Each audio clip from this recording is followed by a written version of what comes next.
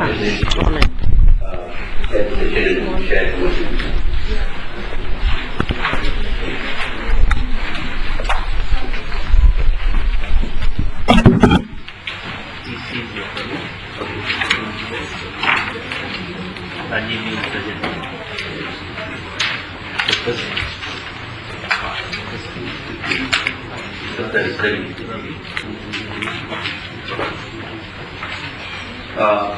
So I think we have three presentations here in this session. So let's just start with the first presentation. Okay. That will be by persistent organic, on the topic of persistent organic pollutants, India's research agenda, by Dr. Nita. We'll start. Okay, yeah, then, yeah. Okay, so there's a quick take. So the first presentation will be on Stockholm Convention, Is India Availing the Opportunities, by Ravi Agarwal,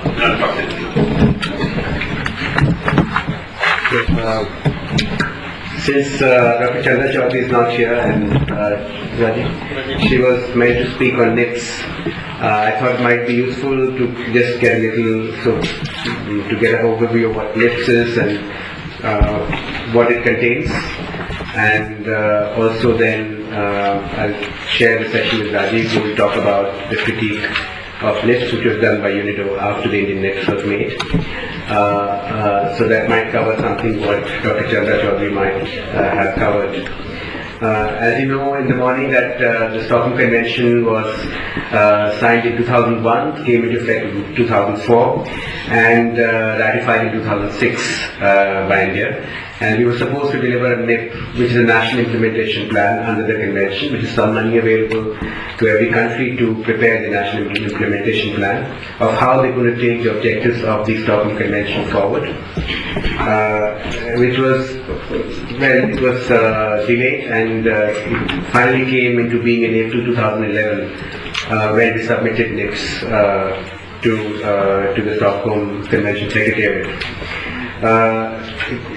There were supposedly many conversations around NIP, but there was also lack of conversation, because I know that there was not very extensive civil society participation in the presentation, in the preparation of the NIP. The Ministry of Environment and Forests is a nodal body for coordinating the Stockholm Convention, and it has also a special cell looking at the implementation of the convention. So it's the preparation of NIP was done in the Central Pollution Board, closely with the MOEF and with the various user ministries like the Ministry of Agriculture, Ministry of Chemicals and Fertilizers, Department of Chemicals and Petrochemicals, who are responsible for all the areas of the chemicals which might be covered. So you can see quite an extensive user group of what the Stockholm Convention, the kind of chemicals which are covered. The NIPS itself was about the 12 POPs.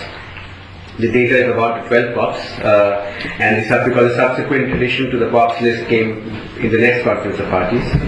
And so this is really about that particular, two particular chemicals which are of concern to us, actually three. One is DDT, which we use. We have an exemption to use for malaria control. The second is dioxin furans, which are from all kinds of combustion, waste incineration, ferrous and non-ferrous metals smelting, another very critical area we have to look at, and PCBs. Though we never manufactured PCBs, there's some stockpiles which NIPS reported we have on PCBs, and they need to be also seen. There is a difference in the data of what is the kind of dioxin furans load, or what we potentially might have, and the NIPS, the whole document, the NIPS talks about difference in methodology of finding it. So we really do not know right now. But one of the concerns now is that with waste incineration and of all kinds, hazardous, municipal and medical being coming as part of many projects, including many cities, do we have the regulatory mechanism to to regulate dioxins and furans, because these are the specific points of emissions. Also in terms of metal recycling and especially mentions copper recycling as a leading contributor to PCDD and PCDF, which is dioxins and furans. And I believe because copper is particularly copper acts like a catalyst, and the scientists can tell me too, for the production of dioxins and furans. So this is another area of big data gap we have. We don't really know, and also right now we don't have an intervention policy. So this needs to be put in place. In DDT, as we know, we just recently finished a critique of DDT usage. There are many gaps, and one of the gaps is that is DDT still the best approach? Of course, DDT is not the only approach India is using, because in many places we have gone away from DDT. It's not effective anymore. But we are still one of the only producers, the largest producers of DDT in the world. HI was supposed to be here. I don't know if they're in the room. Would really have been informed by their presence, but Hindustan Insecticides is the producer for DDT, and it's the amount produced, which is almost always less than 10,000 tons, but could be 7,000, 6,000 tons. Depends on how it's requisitioned, both upwards and then goes to central government requisitioned back for production. But the real key gaps are how it's used, what happens to it after usage, how much of it's used, whether it's really effective, what happens to the stockpiles of that, and as we know, DDT degrades into much more toxic compounds, and as over time it becomes even more problematic. So DDT is a big problem. There have been some reported stocks, but all the stocks from our data we saw have not been reported, because one of the problems of reporting DDT stocks means that you haven't used the DDT you're supposed to have used. So often the stocks are not reported. In terms of PCBs, though they've never been produced in India, this report shows about 10,9837 tons of PCBs exist in the country, and they could probably from transformers which were imported during periods of time for power distribution. And there have been sporadic studies which we've seen, for example, PCBs in riverbeds, the Yamuna and all that, but there has not been extensive research. So across the board we find that there is not enough data, not enough information we have. I think this is very important that the research scientists take this as an important way to deal with it. Of course, there will be challenges in taking some of this. We'd like to hear from them. Then the NIP lays out 3 stages of action plans: short-term, medium-term, and long-term, intermediate term, and long-term. And I would really guide you towards looking at this document, which is a very extensive, it's a huge document, which is very revealing. To see what exactly the detailed action plan, but what I would like to touch upon is the financial requirements which the project. And the financial requirement project is 568 million US dollars for that. Now, how realistic is this? What is, when it covers all the aspects, covers all the research aspects, like China has a whole institute only working on POPs. So do we need something more than that? Because these are only the 3 or 4 POPs of concern we're talking about, but there are a whole battery of chemicals coming in which are much more fundamental and much more basic than these usage-based chemicals. So I would suspect it is not complete. It is not it's a very conservative budget, but hopefully one of the jobs will be to really see what does it entail in reality to make the action plan work, even if it's flawed, what implementation plan work, and what additional things are required in that. And that requires, I think, the research scientists to bring in some of this agendas in of what it will require to really look at POPs. And public awareness is substantial action on this thing. Is almost $20 million, but $20 million is rather a pittance, I think, for public awareness, because as we know, public awareness is a very key driver for change. I don't want to sort of go to the whole list, but I think these are the salient points I wanted to mention. Now, with the new chemicals joining in, there are new levels of complexity which are not there. Just one final point, because we do a lot of work on waste, and the POPs chemicals are particularly created for waste incineration, and having been part of many conversations in the government and otherwise, that we don't have a regulatory mechanism. So while we're promoting waste incineration in Delhi, Hyderabad, Jalandhar, Ludhiana, it's coming across the country right now. And we have all these strictures of what is the dioxin emission required, but the point is we don't have any or an adequate mechanism to really confirm what is really happening. And waste incineration also has the issue of mercury, which is another treaty coming up right now. So of course when we look at POPs, we look at incineration, we look at other chemicals which will come out, like mercury and whatever you want to do with that. So these technologies have a lot of toxic footprint, and to then ensure they run safely, I mean the common thing given is that all European countries, cities have large incinerators outside people's doorsteps. True. But then I think Mr. Donkus probably can tell us what is the extent of money spent on regulating these. So good regulation is going to be very, very critical if you were to go down the path of POPs control. And because POPs is very, very low emissions from things like waste, and it's not the standard ways of you can measure and capture them. You really require special techniques to do that. And so I think that's going to be one of the main public investment challenges we're going to have. I'll request Rajiv to give a few slides of a critique which UNIDO did, which is the key agency, UNEP agency working with the government on POPs. But they have now a public evaluation of the POPs. It's interesting to see what they say. Thank you.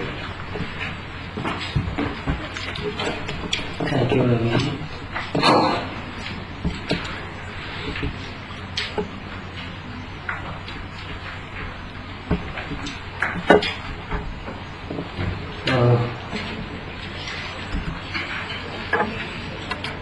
Very well put on what the NIT should have done and what is doing. But the moot point is implementation of what? As a basic science person, anybody would agree to it that until and unless you quantify and qualify your problems, what solutions we are going to talk. So I think that sums up the shortcomings in the NIP, which we have submitted to the Stockholm Convention, and that is why, starting from the beginning, there has been a lot of critics, not only from the experts, but also who knew a little bit about what are these chemicals and what is the opportunities that the convention actually put forth for these countries, including India. And there have been many excuses for the submission, the delay in submission of NIP. China is a much bigger country and it has submitted a much detailed NIP than us, and much before that, much before us. We submitted last year, they have submitted in 2007. So we were actually not ready, since we have signed the convention in 2001, which has come to force in 2004, and 2006 subsequently the ratification and all those stories. But we have not readied ourselves to gear up to analyze the problem of the persistent tolerance pollutants. It's only 12 chemicals that time we are talking about, and most of them are pesticides. So it should not have been much difficult to analyze the production, the trade, where it has been stocked, where it has been lying. What kind of health impacts. We have fallen short almost on all the aspects. So that is the summary. But just to give a brief about what the UNIDO independent evaluation, which was led by the Belgian consultant, Dr. Tom Battler. So this is how it looked like. So the project started in July 2007. Total fund was $10154,700 in the US dollar terms. These are the organization, Ministry of MOEF, the Minimum Forest, CPCB, CPRI, we have Joint Director CPRI joining us, then HIL, there were some people from HIL who were supposed to come, and then NIAST, Dr. Munswamy is there from NIAST, who will talk more about the intervention they have been. And one of the good document on PCB that we can see in NIP and Dr. Nida Thakkar. So this is how the implementation of the report was done. You can see the objective on coordination, on DDT, on PCB and UPOPs, unintentional POPs and contaminated sites. So the objectives were much focused on these areas. So I'll quickly run through the goals which the National Implementation Plan had. That they established inventories on POP production, use, trade, stockpile, waste and contaminated sites. Then develop strategies and action plan to reduce and eliminate. Then assess infrastructural capacity and propose institutional arrangement, regulatory framework and human resource need. Raise stakeholder and public awareness to ensure the effective and sustainable implementation of newly proposed strategies and action plan. This whole point is kept for the civil society to handle. Not much of the activeness is seen from the government on this. So it is on our. Then the second slide is also an extension of the first slide. Build sustainable capacity for reporting to Stockholm Convention. Develop and demonstrate practical and feasible methodologies for priority action that enables India to meet its Stockholm Convention obligation. Improve national, state and district capabilities to further define POP inventories. Improve the contaminant and safe disposal of POPs through best practice management. In an evaluation report said that the NIP project in India needed, what are the needs? Better project management and monitoring, better consultation with stakeholders. This has been one point which has been criticized by independent experts in a very unequivocal terms, very clear terms, that almost it has been done single-handedly by the government agencies. Not much of consultation was done with the civil society. So it is kind of a report which has done in isolation. And better awareness raising of POPs issues, better contact development, reporting, monitoring and payment. There was lots of shortcomings, so all these, the better prefix is there. That means there was shortcoming in all those areas. In particular, inventories of POPs contaminate insufficient information because analysis was slow. I have one slide in the last which will sum up by the analysis of samples, because these molecules are almost kind of ubiquitous, spread everywhere. So you need to build on a macro scale, you need to analyze these molecules through sampling, and then you get a kind of macro picture that how widespread these molecules are and how do you manage. So this is the inventories.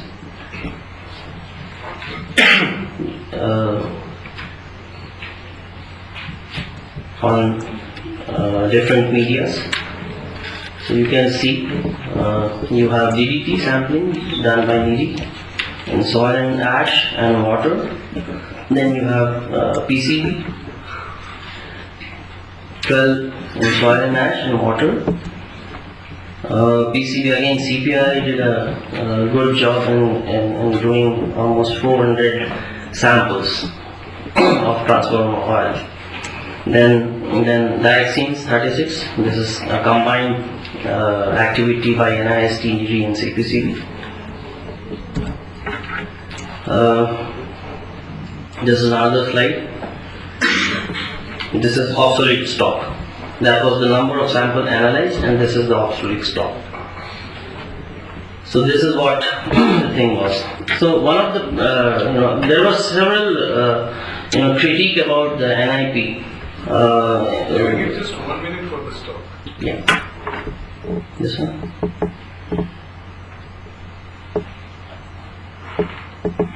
Or is the previous one? This. There were several critiques. One of the critique was that the contracting out of jobs were not done very properly. So there was criticism that it was not given to the proper experts who were experts in the field, apart from the NIDI and other 4 bodies which have high level of scientific expertise in dealing with these kind of issues. So there was delay in contracting out and then all those stuff related to that. But the main problem is, what is say is we have a little bit older kind of approach. Maybe the scientific fraternity will help us knowing more about it, whether this critique of the expert is true or not. But since it has been raised and it has been documented, so it's worth discussing about it. So one of the thing was that our approach and our analytical methodology was a little bit obsolete in contrast to the global benchmarks. So that is how you have very less sample analyzed in a given period of time. So that makes you a little bit delayed in analyzing the macro picture.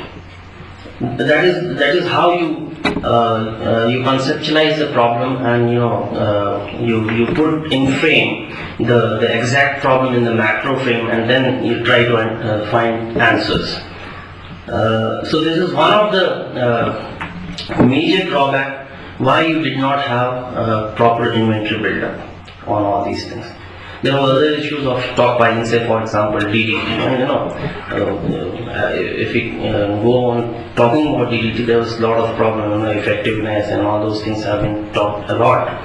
But there is also very, very insufficient data on the human health and environment. That is being already raised by Professor Gautam in the inaugural session. So these are the basic points, and there have been remedies which have been suggested by the international expert. Maybe the scientific community will talk more about it. The biodetection screening method, which is supposed to be one of the most acceptable methods these days, and has a very, very good and very high correlation R-square. You can say 9.96 to 0.99. And between biotaxic equivalent, and it's also WHO and TEQ for many matrices. Even US EPA and Europe and Japan, these are the countries which accept these regulatory mechanisms. And if you see, the equipment cost is almost 80% cheaper than what the GCMS we have, and can analyze as many samples in 1 week as the project analyzed in 3 years. That is one of the critique which was raised on the inventory. I think there are much competent people who are here on this who will talk more on this. So I'll put my comment here. Thanks.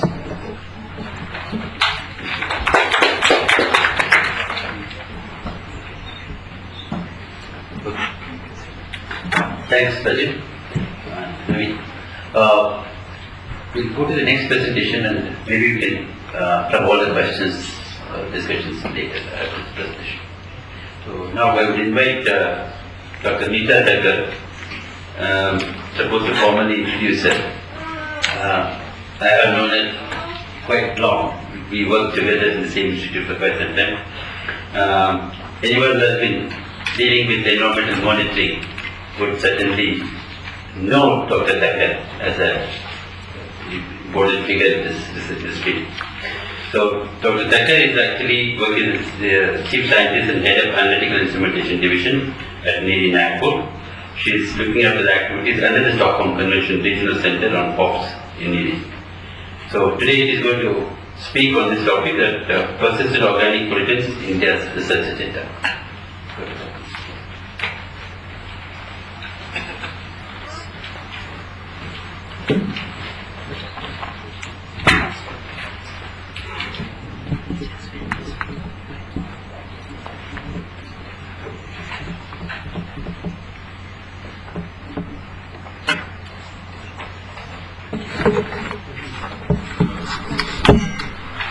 Good morning.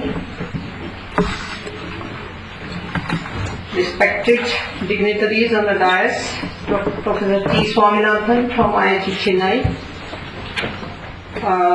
Mr. Prabhjot Singh Sodhi, Dr. Ravi Agrawal, dignitaries and special participants, invitees of this one-day conference. First of all, in fact, I am thankful for the organizers of this conference that they have arranged this particular conference on the agenda that is on toxic chemical management, availing opportunities under the Stockholm Convention. And second, to inviting me to giving my thought on the research agenda on the persistent organic pollutants, which we have covered on the NIP and POPs submitted last year. And in fact, Dr. Ravi Agrawal and Rajiv Patne have already briefed about it, what and why we have done this. This was, in fact, this particular document has been submitted by Government of India, Ministry of Environment and Forests last year to the Stockholm Convention, and which was, as you know, mainly focused on the 11 POPs which were considered earlier, but so far nowadays 22 POPs are there, new POPs. And these were in fact was a coordinated efforts, and 5 main institutions participated in that. As you may be knowing that under this 11 POPs, which has been focused on this particular inventory, it was divided into 3 categories: polychlorinated biphenyls, pesticides, and unintentionally produced POPs, that is dioxin and furan. And it was a very major task. And the initiative was taken first sometimes in 2007, and by the time we came to work we have been given only 2 years, less than nearly 18 months of a period. We have completed this national inventory. Majority of this part is based on the secondary data. So what were those 5 institutions? It was divided into 3 objectives. It was divided into 5 objectives, and the work was distributed like that. Major in relation to the polychlorinated biphenyls was given to CPRI, that is Center Power Research Institute, based in Bangalore. And with respect to the stockpiles and the waste for the pesticide, and among the 11 POPs, it is only the 1 POPs which was of the major concern, which is still produced in the country, was the DDT, was given to Hindustan Insecticide Limited. And the third one, which was a very difficult one, and because the country was not done much at that time, it was given to 3 organizations, that is the NIST, CPCB and NIRI. And we were to work on the measures in relation to unintentionally produced dioxin and furan, and much more I will tell about it in my forthcoming slides. And NIRI was working on the two main aspects. Two objectives were given. One was unintentionally produced POPs, and in fact, with respect to dioxin and furan, the country was divided into the three zones. The northern and eastern was given to the CPCB. NIST has taken in the south this thing, and we have taken in the central and western part. And it was mainly based on the secondary data which we have collected, and it was based on the UNEP toolkit. Among that, there was a 10 contaminated major potential sites were identified, and based on that the work was focused on that. So it was 5 institutions, and NIRI was worked on the fifth objective, that was the measures in relation to contaminated and with contaminations and waste with respect to the POPs. So all these things we have worked nearly in 18 months period. The data were mainly 40 to 60% of the data were nearly collected in that period, because it is not the 100% we could manage. It was a very difficult task to get the people aware of the importance and that bring the information, compile it and present it. So whatever the in-country situation with respect to the POPs is based on the data which we have collected for this 11 POPs. Is nearly 40 to 60% as per the expectation. So I will now come to my presentation. I think some of the people who may be new, so I put this slide here. This is how come we have entered into the POPs. It was in fact nearly in 1995 the UNEP decided to eliminate some 11 POPs, persistent organic pollutants. They were all organochlorine compounds. Why the concern was that they are a class of toxic chemical substances that can harm human health and the environment.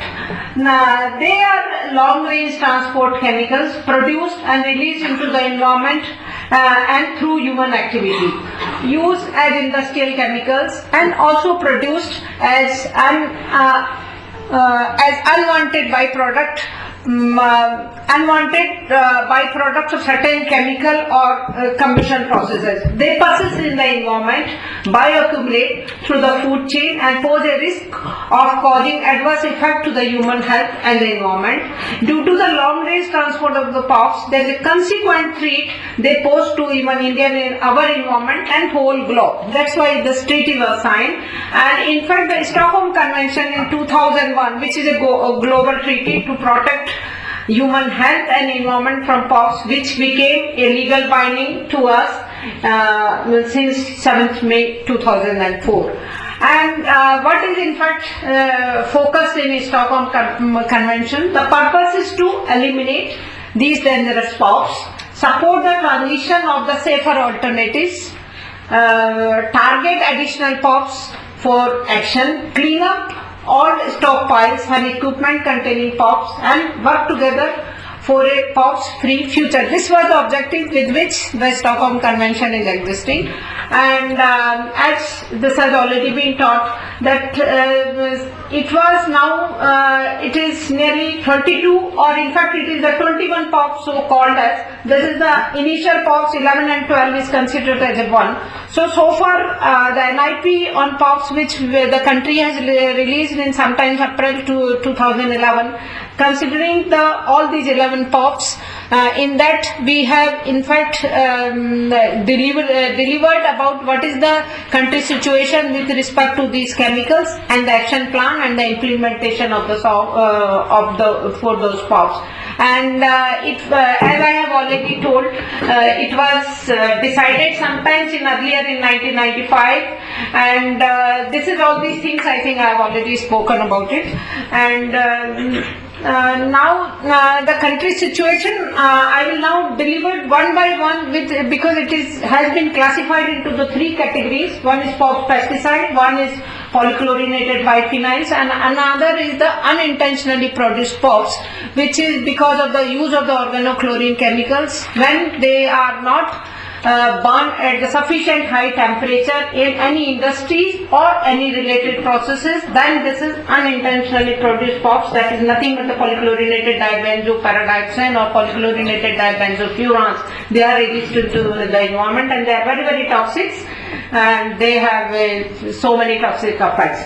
So now I will one by one give what is the situation which we have narrated in the NIP or POPs, and what is the actually in some of the cases when we have ourselves produced the primary data, what we have found, and what is the country's action plan with respect to these POPs chemical and how can they be implemented. So with respect to country's situation of the POP pesticides, for your information, among the 11 POPs, initial POPs, it is only the one chemical, that is the DDT, is produced in the country, and the rest of the pesticides are not being produced, and only there are two which have been imported earlier, that is aldrin and dieldrin. So with respect to the POP pesticides, most of the POP pesticides are banned in India from use, production and import, and as I am saying, the DDT's manufacturer license has already been given in the Hindustan Insecticide Limited. And with respect to the POP pesticide, the information which was gathered by Hindustan Insecticide Limited, we were also committed to give the information of our existing stockpiles of the POPs.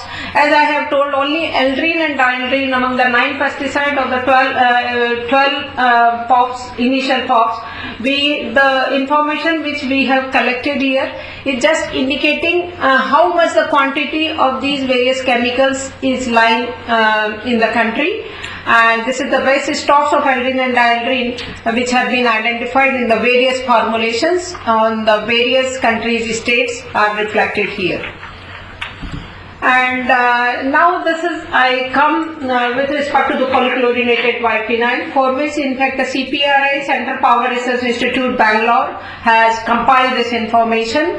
And as we know that PCB was never produced in India, and whatever the PCB we have used, that was used began sometime in 1950, and it is mainly used in power generation, transmission companies and heavy industries like cement, fertilizer, steel, private mining, lubricant and shipbreaking industries.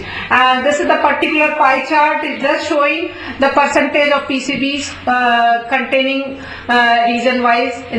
This is the information which we have gathered and put it into the NIP, and just indicating where we are.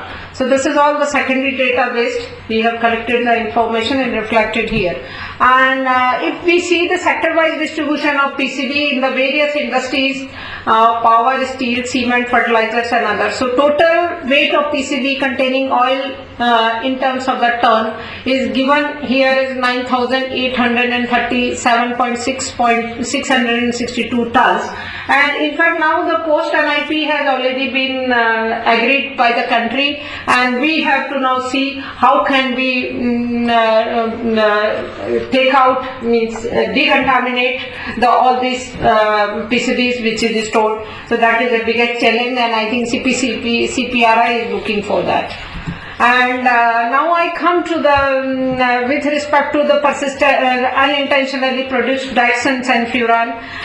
All this information, which is the secondary database, we have collected from the UNEP tool identified potential sources. In fact, there were the 10 such sources which were potential sources responsible to release this unintentionally produced POPs, and they were here listed here. Waste incineration, it includes all type of the waste which is burned, ferrous and non-ferrous industries, heat and power generation, production of mineral products, transportation, uncontrolled combustion processes, production and use of the chemicals, and consumer goods, miscellaneous, and disposal and landfill site. In fact, we were the 3 organizations working for that, divided into the 3 zones of the country, and with our best efforts, which we have collected the data somewhat nearly in 18 months period, sometimes from now 2010 to end of the 2009. we have done this work, and we were only successful to get all these informations nearly to 40 to 60% of the data we were successful to all the sites responsible to the release, and the data shows here that it was the waste incineration which is the most concern for the release of these particular chemicals. And with respect to the other which we have seen was the steel industry, that is the ferrous one is releasing the next dioxin and furan release, they are responsible. Others are least given here information with respect to the other sectors.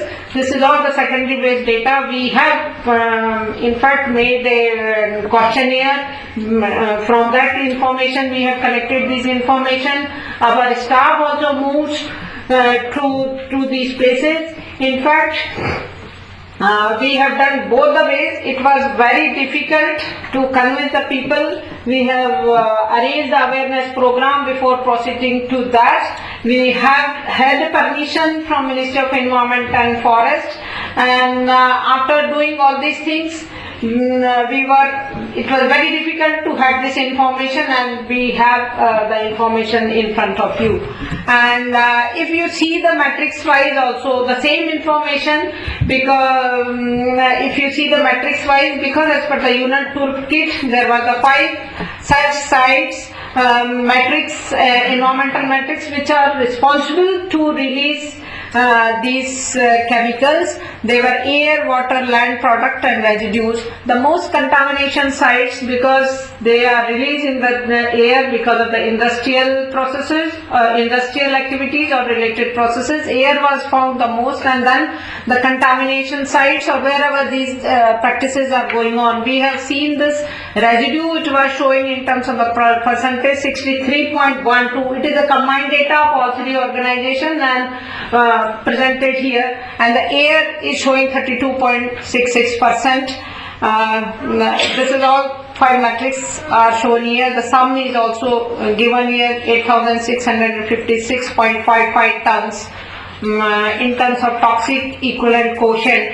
All these things we have collected the information, and then emission factor was given, and we have collected the rate at which and the particular process that any industry is producing, and then multiplied by emission factor, and the actual figure was bringing it to the one value. WHO TEQ was taken, and in fact the total in terms of that one value, this figure is given here.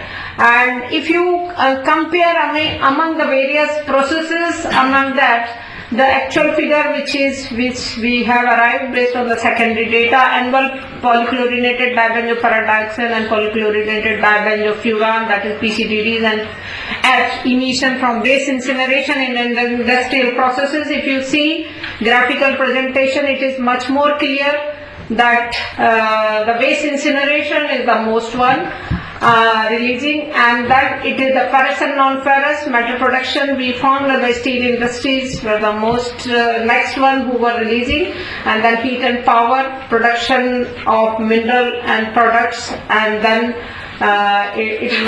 production and use of the chemicals and consumer. Under that we have collected the information from all chlorine chemical based industries. And if you see, there are about 92 common medical waste incinerators available in the country. There was very difficulty in collecting the data, in fact the primary data from this industry, because those medical waste incinerators, at least I know very well for the central and western zone, which I myself personally moved, they were not getting enough medical waste, and their stacks were also not having that much of the height. So the platform which were provided was not enough, because their stack height was not enough. So they could not have the platform just enough to accommodate our sampler. We were using TCI Takora sampling device for collecting the sampling, and as you know, whoever will be working, I think Anbu must be knowing most, it is dioxin and furan analysis itself is a very big challenge. I think 2007 it was something very difficult. Nowadays, now in fact the situation is that we are ready for that and we can very well take up any projects coming for that.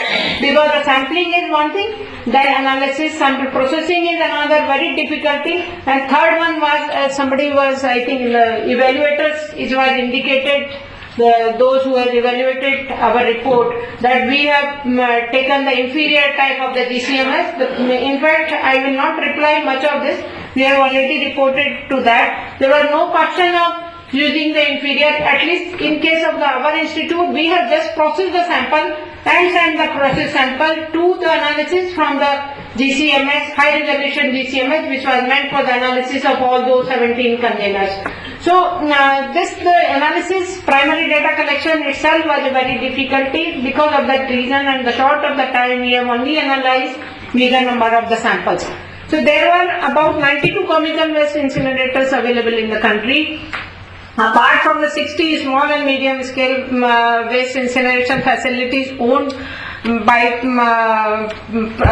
private and public hospitals spread across the country, as per Biomedical Waste Management and Handling Rules 1998, the waste are segregated at source and incinerations, waste and burn. Nowadays this practice has been very well followed, because I know at least about the Nagpur, waste are collected and properly segregated and burned. That situation was not there when we have begun with this project. There are 98 hazardous waste incinerators, including common facilities available in the country, among which 18 are in northern region, 31 are in the central region and 49 are in the southern region. There is no municipal solid waste incinerator operating in India, so any of the data which we have reflected has no accountability of this particular thing. So, country situation on the pesticides. This is about the DDT. If we see with a particular pesticide DDT, which is only of concern with respect to the production, there is a limited production of this DDT takes place in the country, and it is only allowed in the public health sectors. And HIL has only been permitted to do so, and though already we have taken a project in the post NIP to work on the alternative to DDT also, so I think that project is already started. Hindustan Insecticide Limited is working for that, and I hope so in some years we will having a total replacement of the DDT.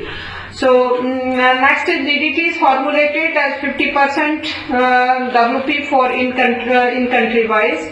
Limited amount is formulated as 75% DDT for. We also do the export, and HIL is solely produces DDT for malaria and Kala Azar vector control. And if you see the last so many years, this is just seeing that we are not going any increasing trend, and rather this has gone in decrease. No sharp increase in production. Graph shows decreasing trend. In 2008 and 9, highest amount of DDT was supplied, because we are also supplying to some of the small neighboring countries wherever they need this thing. DDT was supplied to 22 states in India for malaria control. And now I will just give you some of the information about based on the primary data collection. We have collected the samples from some of the feasible places for our information and for the NIP sake. And here this information is just showing that we have collected the various types of the incineration, all the metrics which we are concerned with as per the UNEP toolkit.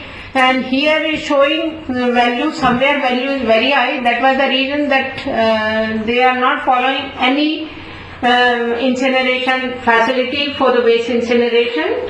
They do not have a proper incineration, so that the last one is showing the dioxin and furans value. This is in terms of the TEQ, toxic equivalent quotient, for all the 17 containers of the dioxin and furan, converting in terms of the 2378 TCDD. And this is the value was found very high. Then another medical waste incinerator, the value is showing low because they are properly burning the waste. The third one is the hazardous waste incinerators. Some of the waste incinerators we do the stack sampling and monitoring the dioxin and furan. And the values are reflected here. As I have already told, we have just processed the sample and sent our process samples outside somewhere. They were following the desired US EPA method for measuring the each individual consumers. And the hazardous waste incinerators, some of the incinerators we definitely found the value very high and of concern. With respect to the ferrous and non-ferrous, here the values are measured for one of the steel plant in the Chhattisgarh of some industry, and the value was found within the prescribed CPCB guideline for the release of dioxin and furan, that is a 0.05. Heat and thermal power also we just found the boundary value, and the residue values were also not very high. Similarly, in pulp and paper industries which uses chlorine for the bleaching purposes, there also we have monitored and their value was found in case of the land. And this is the just field sampling, some photographs how we have done and what we have found. If you see from the individual, just for the sake I have introduced this slide, we have also seen, because there are among the 210 containers of the dioxin and furan, it is only the 17 containers which are of important, and we have measured each and individual containers of the 17, and our observation was that it is the octa OCDD which was found highest in all the samples, and the highest was for the OCDD was found as 48 nanogram per gram. That was in the soil samples of a hazardous waste dumping site, and higher dioxin and furan level in wastewater of the incinerator attached with the, that also shown the presence of dioxin and furan. This picture is just indicating that OCDD value high. This is the three matrix we have compared and see which container was high and which matrix shows the higher value. And now I come to the action plan, which was the basic title of my talk, that what is in the NIP we have proposed to take the action engaged in POPs. We have proposed through that. In fact, the overall objective was the NIP to reduce, eliminate and prevent the health and environmental risks posed by the POPs through effective implementation of the Stockholm Convention. And the objective, in fact, to enable India to comply with the obligation of the Stockholm Convention to actively participate on the international platform. And in general, we have the outcome of the NIP was to have the detailed information on the management of the POPs, inventories, current stocks, environmental release and the fate of these chemicals. I think in my earlier slides I have already shown whatever we have collected with respect to the stock releases of these chemicals. Broad awareness of on the effect of the POPs on human health and the environment, and enhance institutional organization and legal capacity to respond to the obligation of the Stockholm Convention. This is a very, very major aspect, and it is easy to comment, easy to discuss, but this is the very important, the capacity building without which one cannot do anything. If it is any dedicated scientist, any qualified, anybody, lot of members are there, you can't do unless until we have a proper environment to carry out all these things. Appropriate technical capacity to control of POPs releases, to store, handle, transport and disposal of POPs. Efficient cooperation of the stakeholder in the management of the POPs. This is how we have all worked out and suggested in the NIP. And this is the priority areas which we have focused on the NIP and POPs. Strengthen and improve, that was the foremost and most of the important things. Improve policy and regulation. Undertake and strengthen capacity building on POPs. Undertake replication project. Best available and best practices for contaminated site and waste disposal. Explore effective alternatives to DDT. Or in fact, among them, some of the post NIP project has already been started and the work is already going on by some of the institutions. Detailed inventory on POPs, PCDD and PCDF releases. This is very much needed. As I have already told, whatever we have covered is only 40 to 50, based on the 40 to 60% data which we were collected, and based on that we have presented our estimated release of the country. Update inventory of electric equipment containing PCB and waste containing POPs, mechanism to ensure the implementation of various action plans. Now with respect to the research priorities, what we should do. The following has been identified with Government of India under the NIP and POPs. Strengthening institutions and capacity building for effective and efficient implementation of the NIP in India. Environmentally sound management of unintentional release of PCDD and PCDF in the metallurgical industries, because our finding has already indicated that we have a high release by such processes. Implementation and back strategy for elimination and reduction of POPs emission of the priority industry sectors identified in the NIP India. Management of PVC plastic, because PVC is containing chlorine containing chemicals, and they are one of the major sources of the release of this particular unintentionally produced POPs. Avoid incineration, dumping the landfill for preventing release of dioxin and furan due to burning. Capacity building, demonstration of production and promotion of biobotanical neem-derived biopesticide as viable, eco-friendly, biodegradable alternative to the POP pesticide. In fact, this post-NIP project on biopesticide has already been initiated and the work is carrying out. Identification, remediation of sites contaminated by POPs chemicals. Monitoring of POPs in the core media, air, sediments and human milk and blood. This is one of the important thing, and we had to do lot of this, because with respect to human milk and blood, we didn't have much data of this. Something was done in the southern zone, and those data has been, I think we have given in the NIP. Environmentally sound management of medical waste, environmentally sound management of hazardous waste, environmentally sound management and final disposal of PCBs, and development and promotion of non-POPs alternatives to DDT. And again, we are already struggling with the 11 POPs. And new more POPs, inventorization of listed POPs. In fact, this is a continuous process, and Government of India has some process of doing that, so that we could always go on working for the, not only in this listed POPs, there may be many more chemicals like mercury. For those, we should always look into that. In fact, scientists and the needy and such research organization are always looking for that. But if some pressure we get it from government, it is easy, and finance is always very important aspect. The work becomes very easier.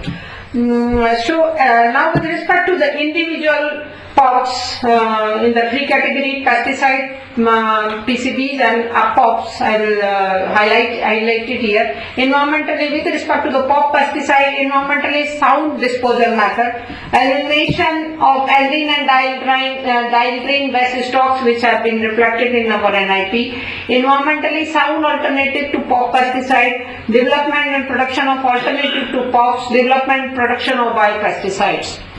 And with respect to the PCBs, we have already initiated a post-NIP project on the PCB stockpiles.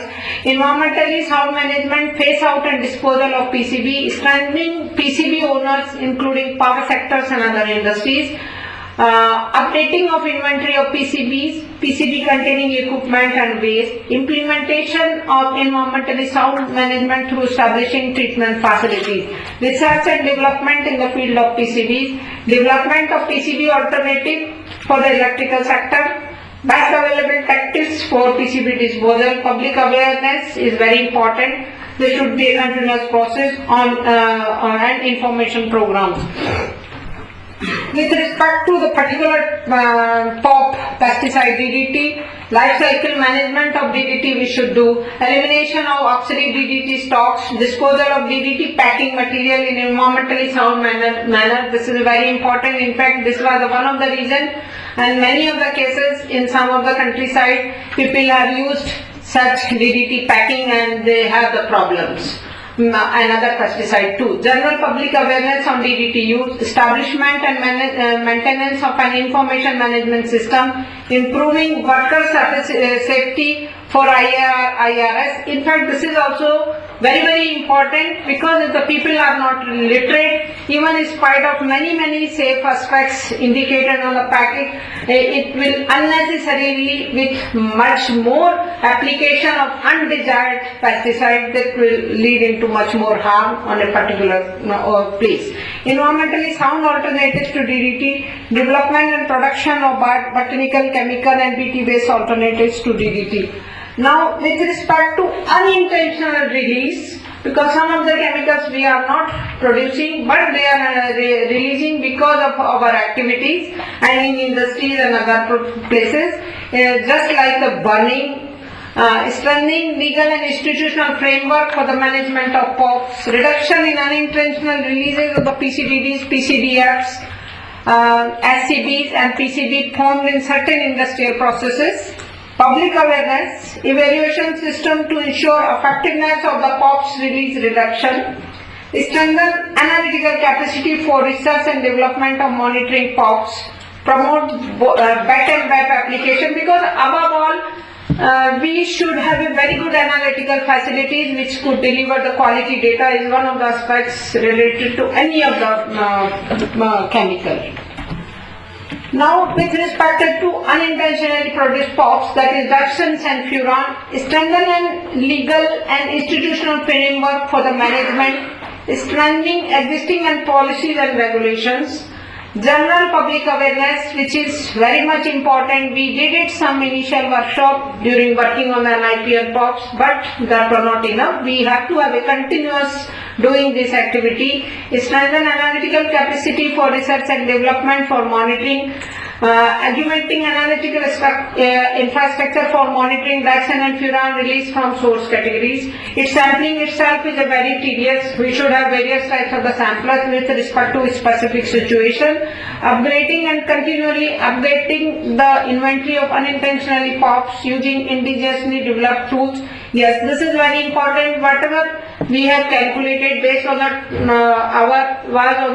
emission factors which were mentioned in UNEP toolkit, we have also arrived our own emission factor, but to be having much more close to the exactly whatever our industry is producing, we should have our revised inventory and should update every 5 years of the inventory of all these POPs. Establishment of an evaluation system for the effectiveness of release reductions.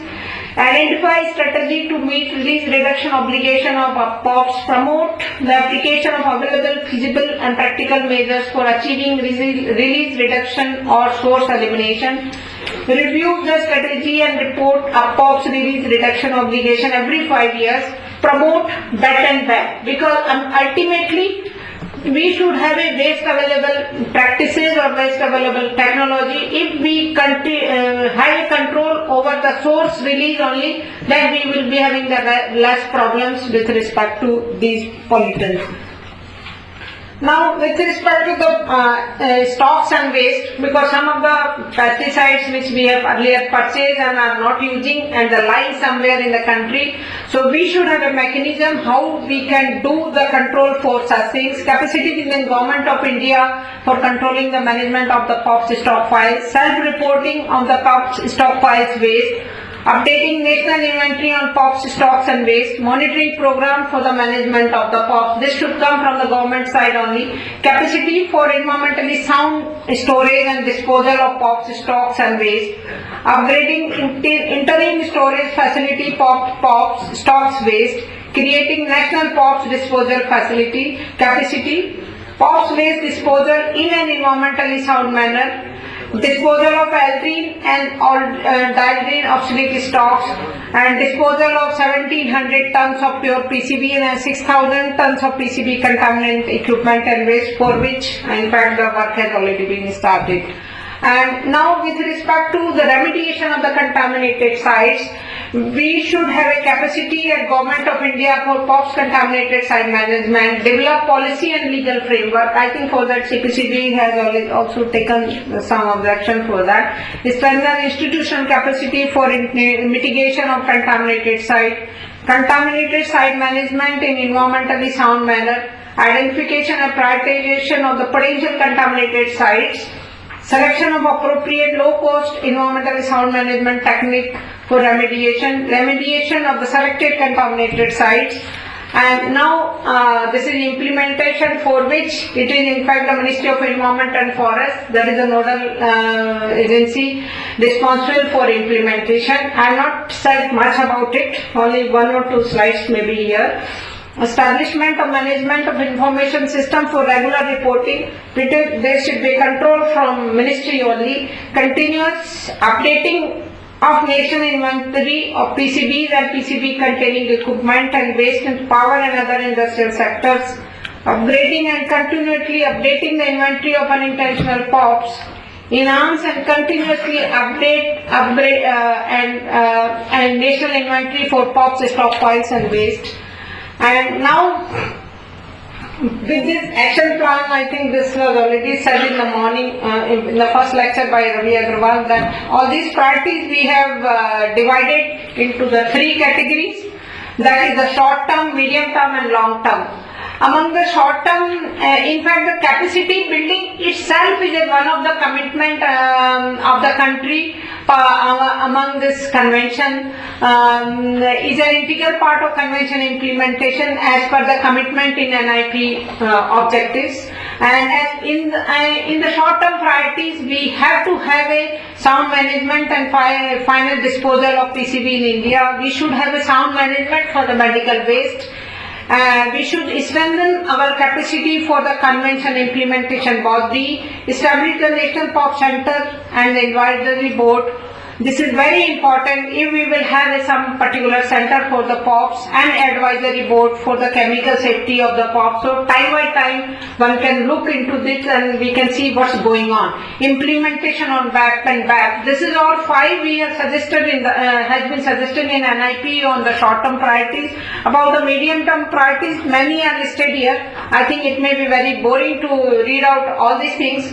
I have already said in my earlier action plans. So some has been listed in the medium term priorities, and now I come to the priorities for the long term capacity building for convention building. Among the long term priorities, we should have in fact continuously create a public create and improve public awareness, because unless until the public is aware, nothing can be done. Create and improve public awareness through publicity, workshops, seminars, for the convention implementation activities, and for that in fact it's a great job of the NGOs. Improvement in the policy and regulatory framework, strengthen legal and regulatory informants capacity building because coordination is very much important. Many of the institutes, many of the universities, many of the research organizations work on over that.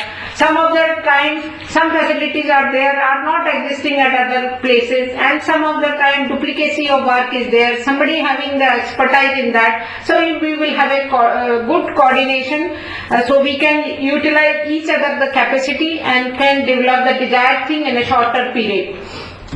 So this is what I mean to say. I have to say in this. Anything anybody wants would like to ask, welcome.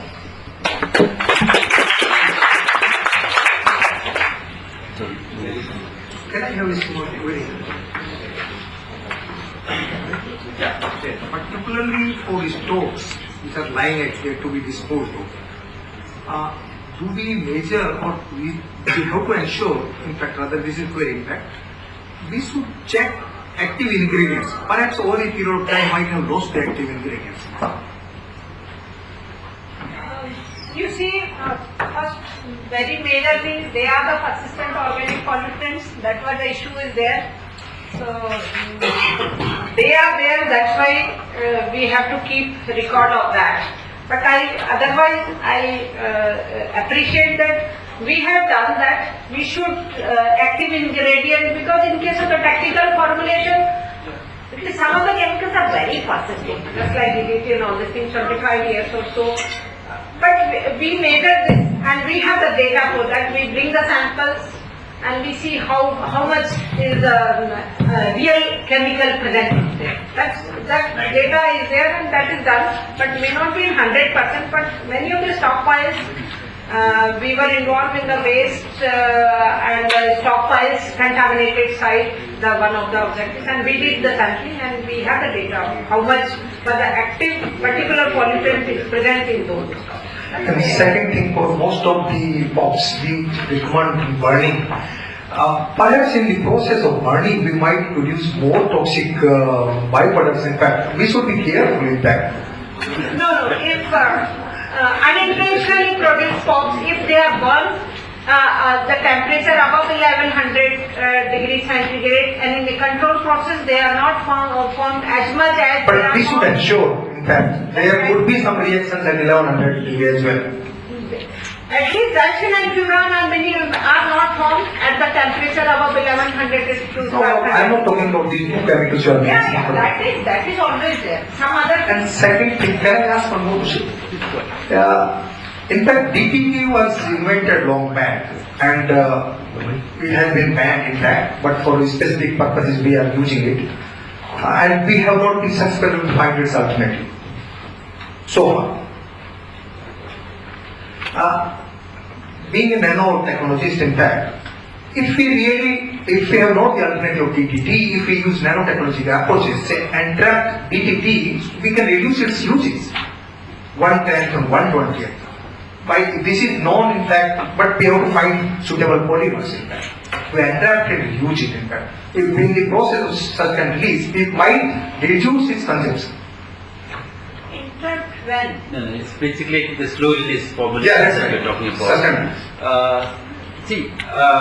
Whether you use a sustained release or normal release, the fact is the chemical is harmful. Exactly, sir. But my question is that since we don't have any alternative of that, so at least we can reduce the consumption. In fact, it's not true. DDT was a single chemical use, but there are many other strategies in Mexico has completely stopped using DDT. The two issues with DDT, one is that DDT itself loses effectiveness because the mosquito does not react. That's right. So that's been the classical strategy of just bombard the place with DDT, kill the mosquito and end of it. But the mosquito doesn't get killed, so your strategy doesn't work, adapted. Secondly, there are many different approaches being used, including, I wish somebody from malaria control was here, but including bed nets, fish, about stopping the bite from taking place, the multiple bites from taking place itself. And these are well-established practices. Of course, there's a lot of work being done on gene manipulation of mosquitoes by the Gates Foundation also. So there are multiple things being used.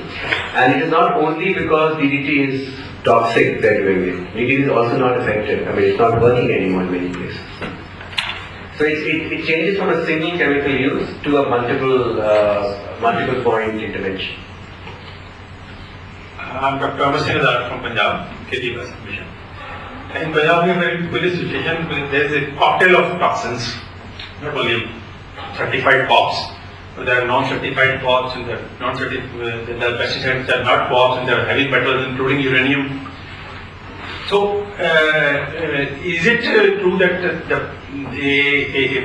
such a situation where there is a cocktail that's less dangerous than certified POPs, that will be even more dangerous? This is a very peculiar situation, and we are concerned about the stocks of POPs lying in the stores, but we are using 18% of India's pesticides on 1.5% of the land for the last 40 years or 30 years. And there are lots of stores in the earth and the environment, and they are persisting, and they are coming positive. So there are lots of health effects also. They are visible in Punjab, right from cancers to reproductive health effects. And I don't think we have taken 7 years to formulate implementation plan, and I don't know how many years will take to implement it. Time is very short, and there are going to be irreversible situation where the damage may be such that we may not be able to reverse it. One of the classic, you've raised a point of current concern. Cocktail effects actually are very little known about cocktail effects. They can be synergetic, or they can also reduce impact. But this is a new area of where work is just started on cocktail effects. In a sense, it is strange that after all these years of industrial chemistry, we have been looking at very, very basic single molecule effects, and classically LD50 kind of, all our laws are made and all our understandings are made from LD50 kind of, it does not kill you kind of thing. But this is a big change in the last 25 years, that, about chronic effects, low impact effects, no level effects, that some of these chemicals will have hormonal effects, genetic effects, intergenerational effects. This is 25 years, as you know, of genotoxicity, of very, very new science, and it relates to also suggestions of increased incidence of cancer and other such diseases.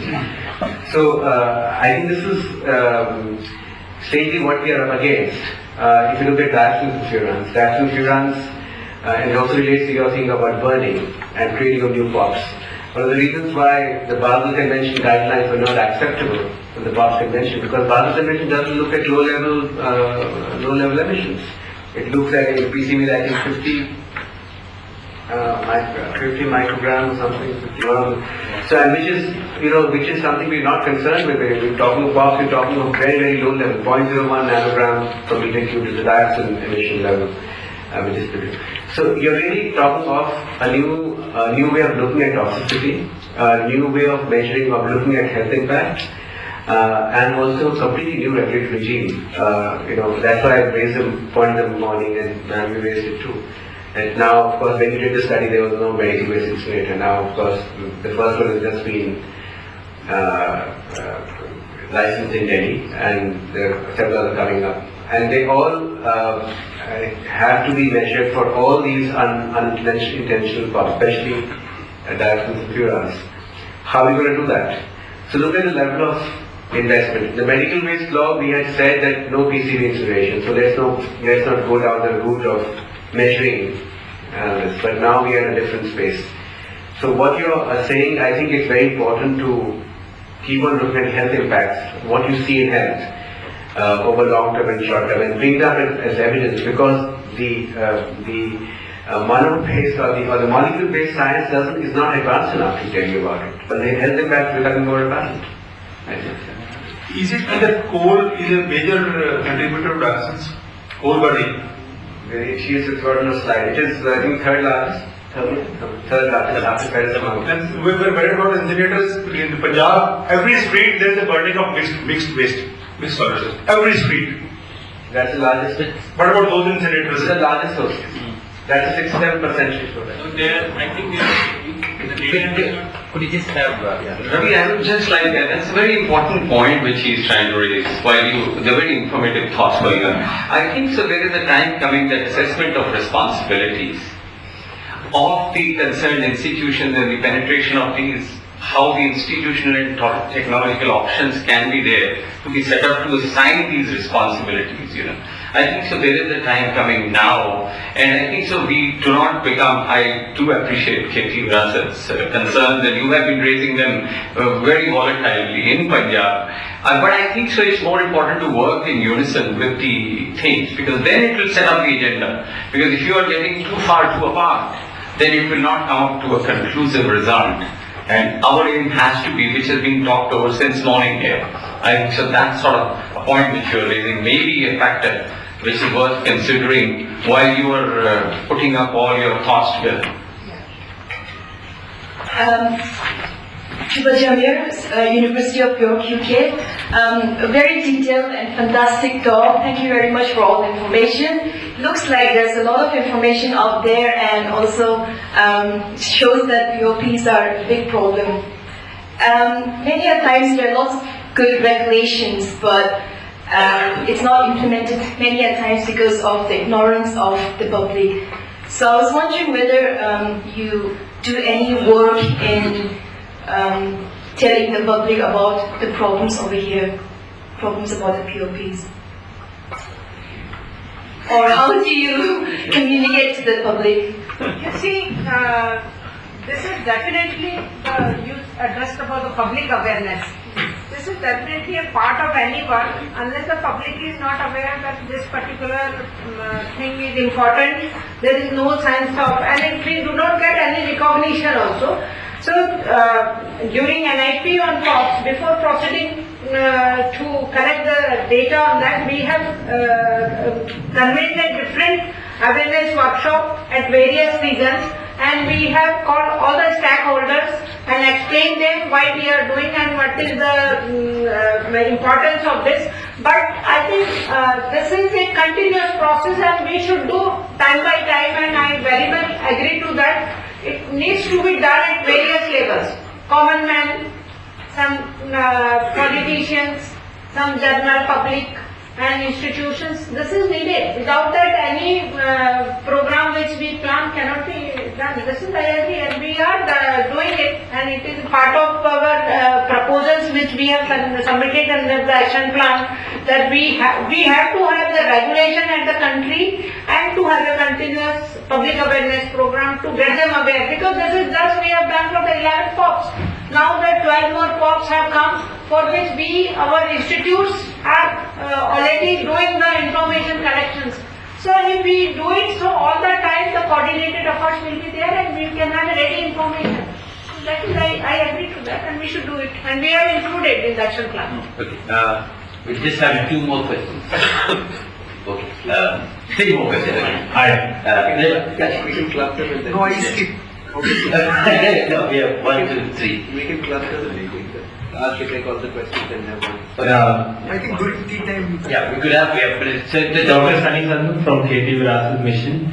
It's about, in your data, did you consider the burning of mixed waste all over India? Everywhere there are waste piles being burned, and the release of the dioxins and from that particular plastics, because I feel that is one of the biggest source universally across India. And I have to say that there was a recent report that India's air quality is at the worst in the entire world.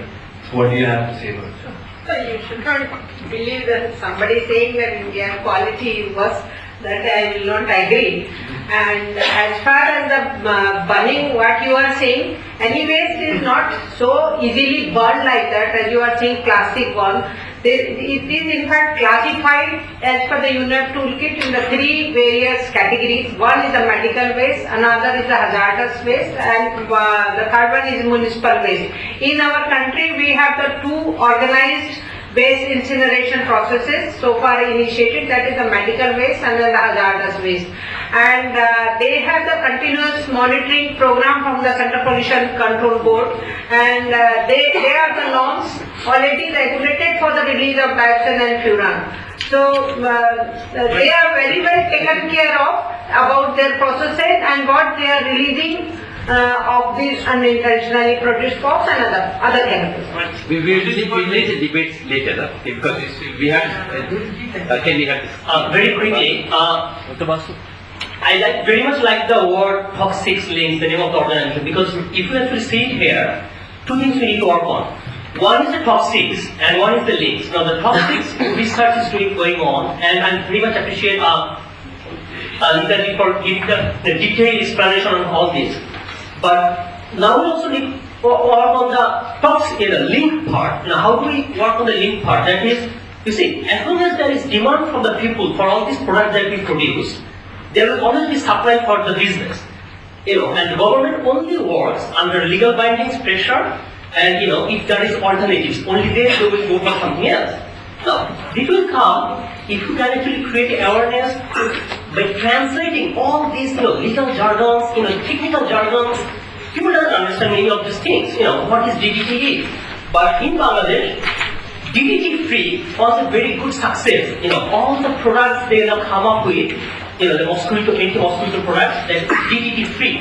People realize that this is something, because this is how marketing works. It will say, toothpaste company will say, active, blah blah, included in it. People don't have any idea what that is. But this is how the environment, movement went on. That green product sticker. Can we also do something like that? That POP-free products. Can we do a campaign on that? Thank you. So, exactly right. I mean, this is the link. Hope you achieve one of the chains in the link. Yeah, I think we'll take this up along with the other that would probably form part of this. My name's Duncan Craig, I'm working for Jacket Foundation.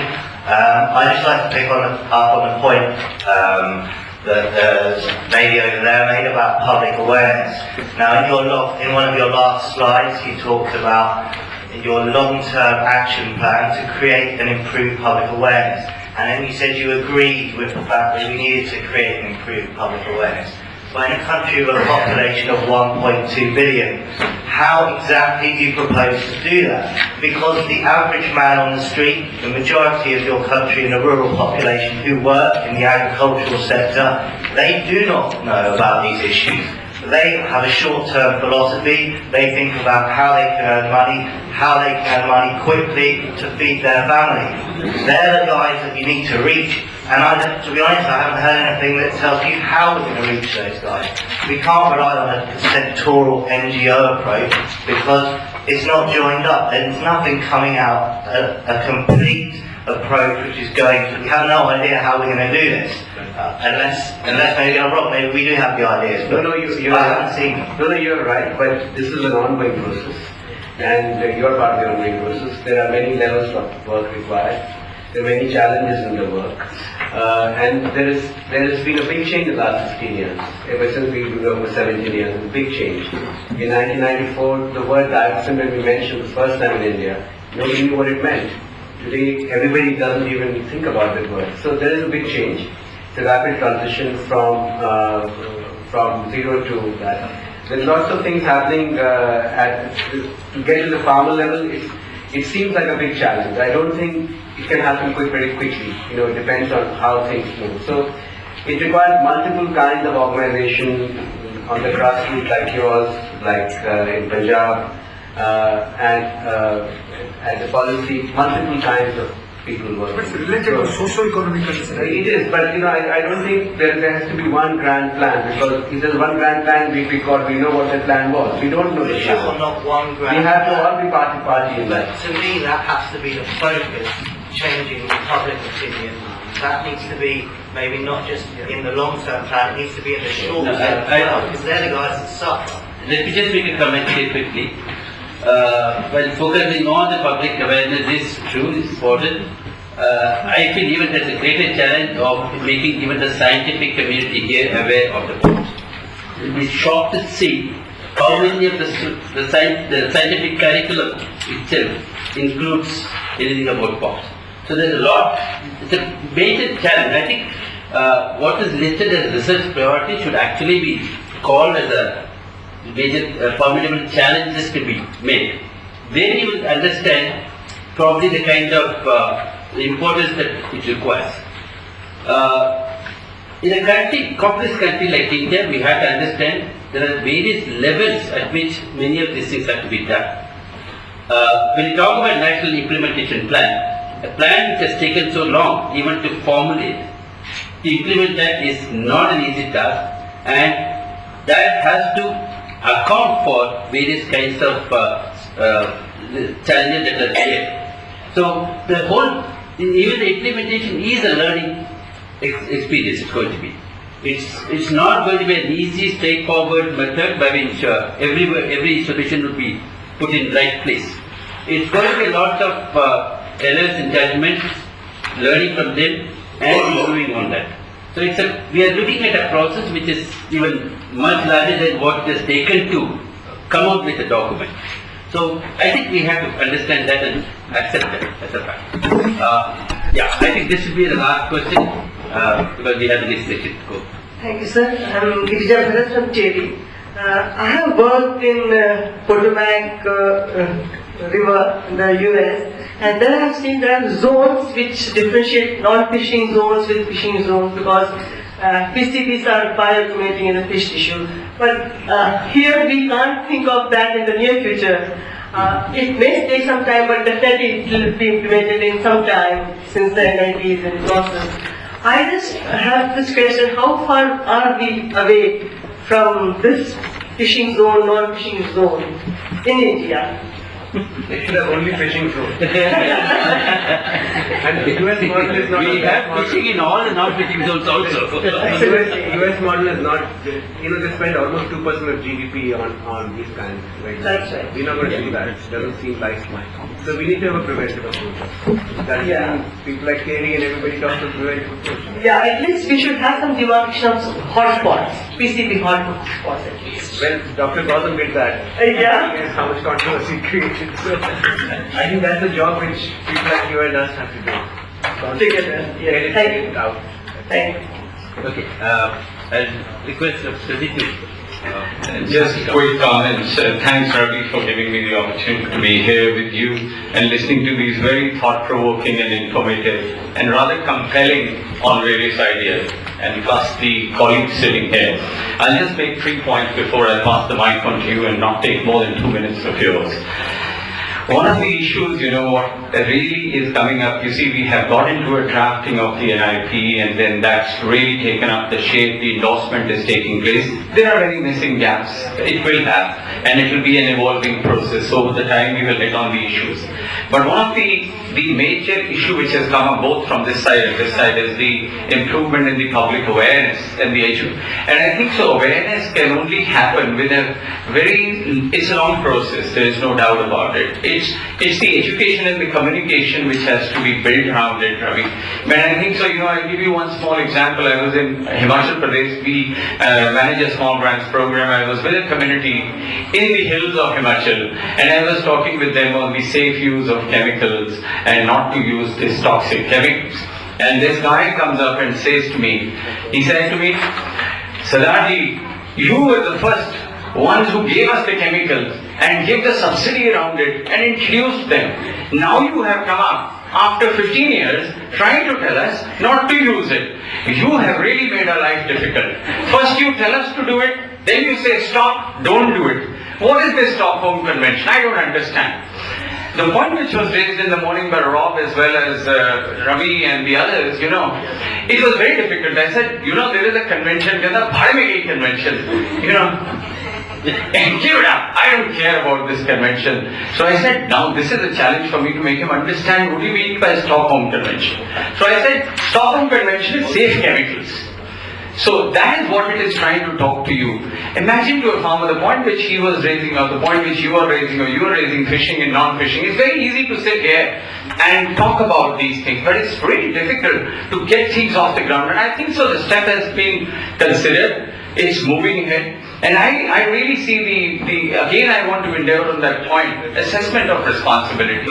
I think so if I cross all these 3 issues which you raised, if we can assess these responsibilities, what has been the action plan for good practices, and these little examples like Janhit is there, they are coming. We have done a project with Mr. Gautam in Bhopal city, where we are collecting 5 tons of these small 20 microgram less plastics. And they are first time being bundled up together, 5 tons, 5,000 kgs per day of these less than 20 micro bags, which are being bundled together, bagged, and then sent to cement plants to check the insulation of these or burning across all in this. This is the first project where we are trying to establish the fact what she has been saying, and it is 700 rap pickers are involved. Bharti was here, she is not here right now. But it takes time. And these are efforts which all of us have to join to really do it. Now the people sitting on this side can really do it, or they can tell, they can change the policies, but people like yourselves and us both on this side and that side will have to work together to really get this established in bringing up the regulatory mechanism changes. That's all. Otherwise we can keep talking and be endless. And I still remember, and I'll never be able to give up, what is SC? I always call it as safe chemicals when I go into the villages and talk to them. Thank you. Okay, thank you, Sunita. Let me just summarize this. Before doing that, let me also just say that the 2 presentations that we had in this session, I should appreciate Dr. Thakkar for making it complete, giving a detailed picture of the whole process by which NIP was made. and outlining the kind of difficulties it involved, and to what extent they have been able to overcome those difficulties and come out with a rather detailed plan. There are certainly obviously questions which would come up in any such documentation. Certainly, but before we make all this critical critiques about this plan, we should also appreciate the kind of atmosphere or the environment in which such plans are made. Being part of some of those things, I also know that what kind of difficulties we do get. So if we look at that, but different people have different perceptions and different experiences. I can also myself make certain criticisms about this.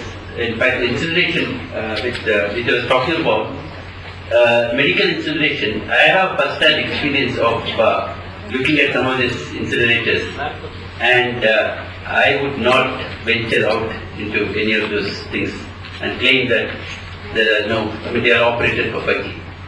So, and in fact, there are, at least in Tamil Nadu, I know there are illegal incinerators, not just open burning, there are incinerators which are not approved. Okay? So, where all kinds of waste materials are burnt. So, it's very, very difficult to monitor all these things and get complete data of all these things. Nevertheless, it's just a beginning. I think we like to say that this somewhere we have to begin, and that process has started. And unless people like us all take part in this entire process of ensuring that it's not just the one action plan now. It's something that has to go through many revisions, and as we get more experience, we'll probably be able to come out with better and better plans, and maybe you will find out better strategies to implement it. So let's, with that optimistic note, let's say that this is the beginning, and probably this is the first of the kind of awareness workshop or awareness program that Dr. Quinn has kicked off now. Okay, let's see that this kind of things, this kind of awareness programs are repeated more frequently and throughout the country, so that we are able to come out with better implementation, as well as ensure that these requirements are met. Okay. So I think with this we'll close this session. The topic is of course open, and for us to discuss throughout the day and maybe later. Okay, it's not just something we can close with the session itself. So please feel free to discuss with all the participants, and it's only through sharing of such experiences we are able to come out with the right kind of mixtures. Okay, thank you.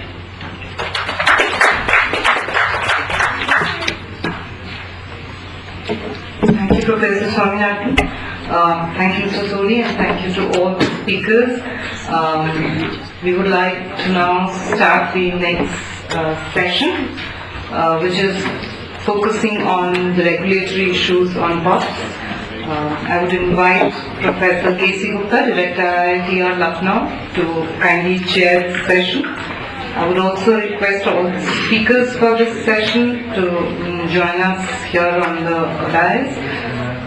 Piyush Mahapatra from Toxics Link, Dr. D.D. Basu from Central Pollution Control Board, and Mr. Rob Junkers from EU. We will be focusing on both national and international regulatory frameworks.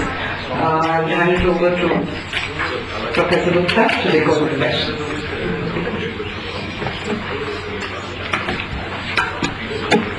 I have only one speaker. You have 3 speakers. I was anxious.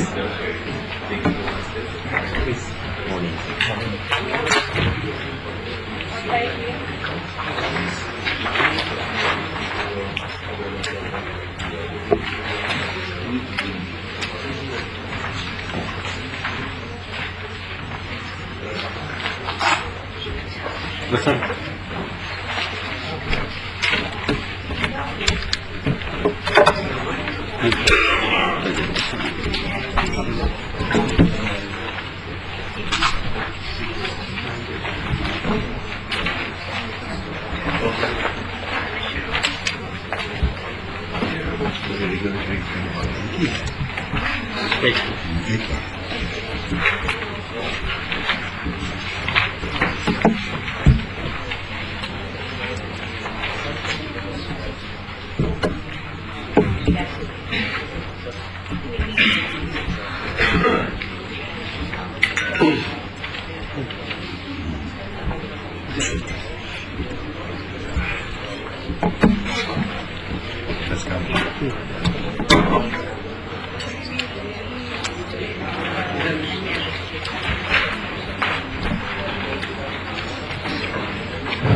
afternoon, ladies and gentlemen.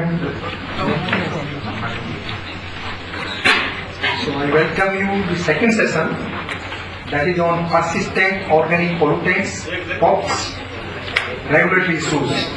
We have three distinguished speakers in this session.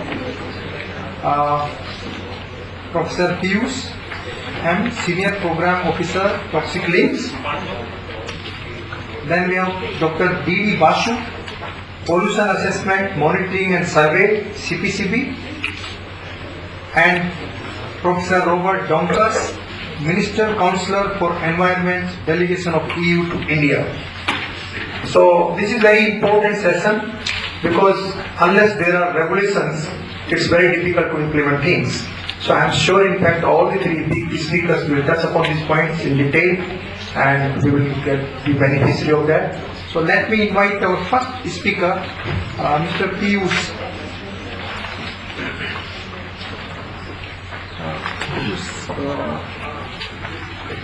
15 minutes? Yeah. Please try to speak.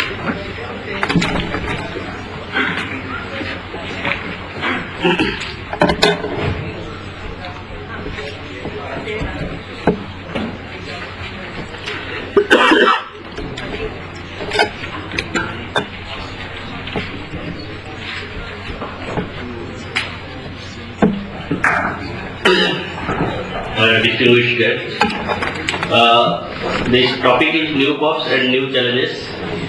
I think before I'll go for the new POPs, I think we have already discussed a lot on National Implementation Plan.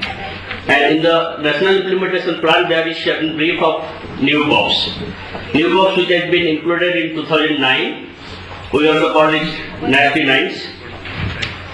But incidentally, India has submitted the National Implementation Plan in 2011. So most of the in NIP, the issue has been discussed on the old 12 POPs. Wherever India should in 2011 discuss the new POPs instead of the old POPs. So this is very unfortunate for us, for the country like us, to get some information and data on new POPs. So there are very little information available till now on new POPs. So before I move, I'll just brief about what are the new POPs and how it has been put in the new Stockholm Convention, how it has been listed. So as you know, they are called NASTY 9s, and there are 9 new POPs which have been considered as POPs. So, and they have been put in the different list under Stockholm Convention. As we know that in Stockholm Convention there are 3 lists.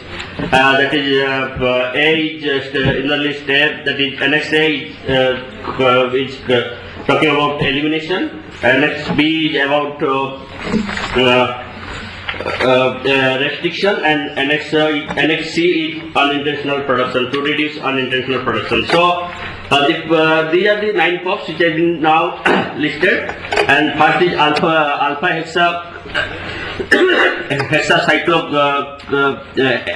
hexachlorocyclohexane, which has been now put as an elimination list, and mostly it is a byproduct of linden. Same is with beta ACH, and both these are the byproducts of linden, and mostly it is not being produced because it is a byproduct, and there is in India linden is still being used because for pharmaceutical purpose, not for agricultural purpose. So incidentally these two products will automatically be there in the environment.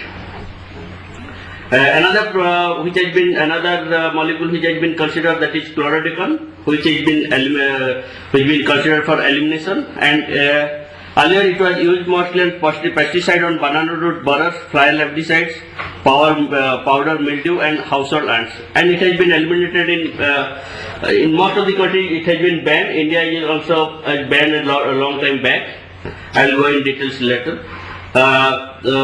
Another molecule, hexabromo biphenyl, that is HBB. This has also been put in elimination list, and this is basically industrial chemicals and also used as a flame retardant in construction, and mostly the usages is in construction business, electrical products and polyurethane foam. Another that is the most important one, linden. India is one of the, I think, highest producer of linden till now. And it has been put in elimination for pesticide use or for agriculture purpose, but it has been with specific exemptions for pharmaceutical use still there. So, and in India it was quite used earlier for control of mites in sugarcane. And there are other two molecules like octa-BD and penta-BD. These are mostly industrial chemicals and also flame retardants that has been used for ABC plastics for office equipment, business machines, and also some electricals and electronic equipment and textiles. These two products have been put in elimination list with specific exemptions, and mostly exemptions is for because it has been used for making of many products. It's an ingredient for the many products. So still some exemption is there for recycling purpose, because in recycling these molecules will automatically release to the environment. So it should be eliminated. But certain purpose like recycling, it has been still can be done by the countries. Another product is pentachlorobenzene, which has been put in the elimination list and also for the unintentional production. But this is mostly elimination for industrial chemicals. It is been used for PCB products, dye stock carriers and fungicides, etc. Also, it has been a ingredient for many molecules. So it's also produced. It has been produced unintentionally. So this has been put in both A and C list. Another product is chemical is perforated sulfonic acid, PFOS. It salts and perforated sulfonic chloride, PFOS, which is a industrial chemicals in electrical, mostly used in electrical and electronic parts, and fighting foams, photoimaging hydraulic fluids and textiles. There are also huge use of this chemical. So this has been put in the restriction list in the Stockholm Convention. Restriction means some usages has been still being allowed of PFOS. These are the some which we will discuss because there are certain health and environmental concerns. These POPs has been put under this Stockholm Convention, and like alpha ACH, these are neurotoxics, hepatotoxics. These are also carcinogenic effects also. It also affects kidney and liver. Like beta ACH, it is neurotoxics called oxidative source linked to Parkinson and Alzheimer's disease. Chlorodecan is also been considered as a carcinogenic, affects reproductive systems, loss of weight, enlarged livers, affects nervous systems. Same with HBB, which also most of the I would like to say that most of the new POPs are basically EDC, that is EDS, that is endocrine disrupting substances. Except HBB has been considered particularly for EDS and affects reproductive system. Also important cause of breast cancer in expert women. Then linden, I think most of us know about the linden. That is, it is also immunotoxics, carcinogenics, affect endocrine systems. Octa-BD, penta-BD, more or less same health and environmental impact. That is effects on the liver, thyroid and neurobehavioral developments. PCB moderately toxic to human, very toxic to aquatic organisms. PFOS is effect on pregnant women, and there are little research is there on PFOS environmental health concerns. So that's why it may be put in the list C, list B.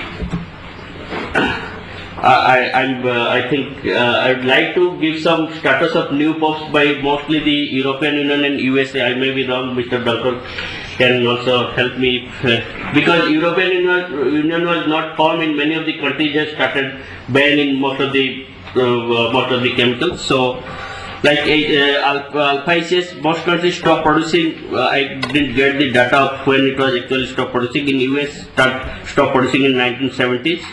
Beta HCH I got banned in 1970 in most of the European Union countries, and US also stopped producing in 1970s. Chlorotoluene countries banned in 1980, most of the countries in European Union. In US it was banned in 1977. HBB prohibited in 1980, there is a prohibition, I don't know when actually it has been replaced from, it has been banned. And US also there has been restriction in 1977. Linden Limited used till 2007. I think after 2007 there was a new European Union directive which has completely banned the use of linden in all the purposes. Banned agriculture and livestock use from 2006 in US. Octa-BD, Penta-BD banned in electronics products in 2006. In US it is not uniform. Some states have banned and some states have been restricted within the US. In Penta, PCB banned in 1991. I think there was some, I couldn't get it actually in details because some 20 years gap period have been given to remove these chemicals. So I also don't know what exactly it means. And there is a voluntary restriction in 2005 by USA. Most of the industries has taken the stand. And PFOS put restriction in 2006 in US. It has been restricted in 2007. India, I think we are lagging behind to get data. Even in the NIPS, it has been told that some information about the new POPs, but still they are saying that there will be inventorization will be done on the new POPs. So we hardly get any information and data on that new POPs. So that is ironic because most of the countries have moved far than India. Even in China, they have started lots of implementation of new POPs because they submitted the national implementation of plan for the first 12 POPs in 2007. So they already ahead for 4 years ahead in comparison to India. So some of the information, like India is still one of the biggest producer of linden. So automatically alpha ICH and beta ICH will be there in the environment. Chlorotoluene has been banned in India a long time back. It's a good step which has been, I think, taken by Ministry of Agriculture. India will comply with WEEE provisions from May 2012 and also will comply with ROS from May 2013. So it will have an impact on HBB, Octa-BD and Penta-BD, some of the like vehicles. PCB has not been registered as a chemical in India till now. So these are some challenges which NIP tried to overcome by in National Implementation Plan has some evaluation and some steps are taken in that. But as it is, as I earlier told that it is for the old POPs, so very little information is there in NIP for the new POPs, and they have like there is a inventory that they are saying that they will do an inventory and the target is till 2015, and these three important measures that have been there in the NIP, like overhauling legal and infrastructure and institutional capacity, taking the new POPs, assessment of import data, export production, use and stocks, and interestingly I think it was wrongly mentioned that estimation of HCB and PCB and pentachlorobenzene. HCB, PCB are old POPs, all 12 POPs. I think it has been wrongly mentioned in the NIP as new POPs. I will end up with some issues which need to be raised on new POPs, like we need to do the hotspots mapping of the new POPs. I think as we have no information available, so we can, these are the information, immediate information we need to be placed, taking the health and environmental aspects into consideration, as most of the countries have already banned it. Disposal of stockpiles, it is a big issue, but still there is no information of the type of products available in India, types of new POPs, where it is being used. Then most importantly, improve regulatory structure and standard. This can be done only if we have a proper information and information monitoring mechanism in place. Monitoring mechanism, I think we need not to wait for 2020 to have a proper monitoring mechanism. This can be done right away when these new POPs has been listed in the Stockholm Convention. Health and environmental data generation, I think we are already poor in creating data. That's why we are losing most of the cases in international arena. So still, I think there is hardly any data on the new POPs on the impact of health and environment. Suitable alternatives, these are very pertinent issue. We need to have suitable alternatives. At the same time, we need to educate data to prove that the suitable alternatives are environmental friendly. Research on new molecules, I think we need to do research on new molecules. This will help the trade and market also. As we in the morning were discussing about green chemistry, green economy. So I think new biomolecules, mostly plant-based molecules, to replace these industrial chemicals will helpful to India to have a better trade and market. And most importantly, more stakeholder and consultations which is required, which was not there in earlier needs. So hopefully government will raise this occasion and will go for a more stakeholder consultation for a better result. Thank you. We are already late. I think time to act. We can have quick one or two questions. If there are. Okay, please. The latest inclusion, that is endosulfan. No, I am talking that will be done separately. Actually, Rajiv will talk about that. I am talking about 9 new POPs and then we'll go. 9 nasty ones. Just India will comply with WEEE and ROHS. What is it meant for? WE is the Waste Electrical and Electric and Electronic Equipment Directives. That is a European Union directive. And under this directive, most of the BFR product will be electrical equipment. Waste Electric and Electronic Equipment Directive. E-waste. E-waste. Directive. Yeah, because most of these are found in the e-waste, so this will help to replace these chemicals. And ROHS? Restricted hazardous substance. Restriction of hazardous substance. Reduction of hazardous substance. Yes, please. Restriction. Isn't ROHS compliance due for 2014 and not 2013? Say 14. There is a clarification. It's 13 or 14? Yeah, Okay. 14, I think you are right. But 2014. If there are no more, I cannot see. Is there any question? No. If there are no more questions, then we can move on. Can I? Please. Because I'm a bit confused by this statement also about India will comply with WEEE and ROS, because I don't see how India has to comply. But exporters of India to Europe have to comply. That's industry. So not India as a country has to comply. So I am a bit confused by this. I mean, if you don't comply with our legislation, you can't import into our country. So what is the statement? What is the meaning of the statement?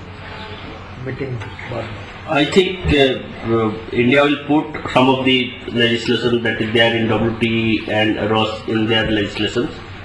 They will make new legislation which will help to put like import or for example for import. They may put these are the under the import also they need to those who will import they will have WE compliance or ROS compliance. No, his question is that if India is an exporter, then who is to comply? Europeans or India?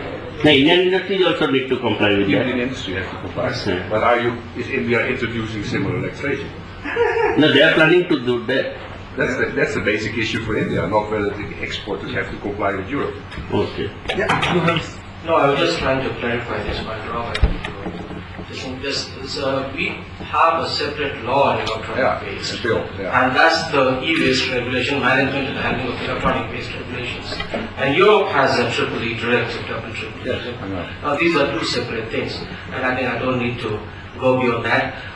So in the e-waste regulations, we have this thing of ROHs, and the flame retardants have been, PVDs have been covered in the ROHs stipulation. So that is what the Indian manufacturers or producers are going to comply with. But also, cadmium is there, lead is in W. Yeah, so there are 5 or 6 of them there in the RHS, this thing, but, so it's almost similar, it is harmonized to the WEEE, and that's why we're looking at these 6 chemicals which are to be covered under the RHS regulations. So Indian manufacturers are going to comply with RHS, which becomes effective from 2014. Thank you. Okay, thank you. So, let me invite Dr. B.D. Basu, and Dr. Basu is working as a senior scientist at Central Pollution Control Board. Today, Dr. Basu will focus on India's regulatory framework on POPs and challenges in implementation. Dr. Basu, please. I will be here. Do you know my help? I will do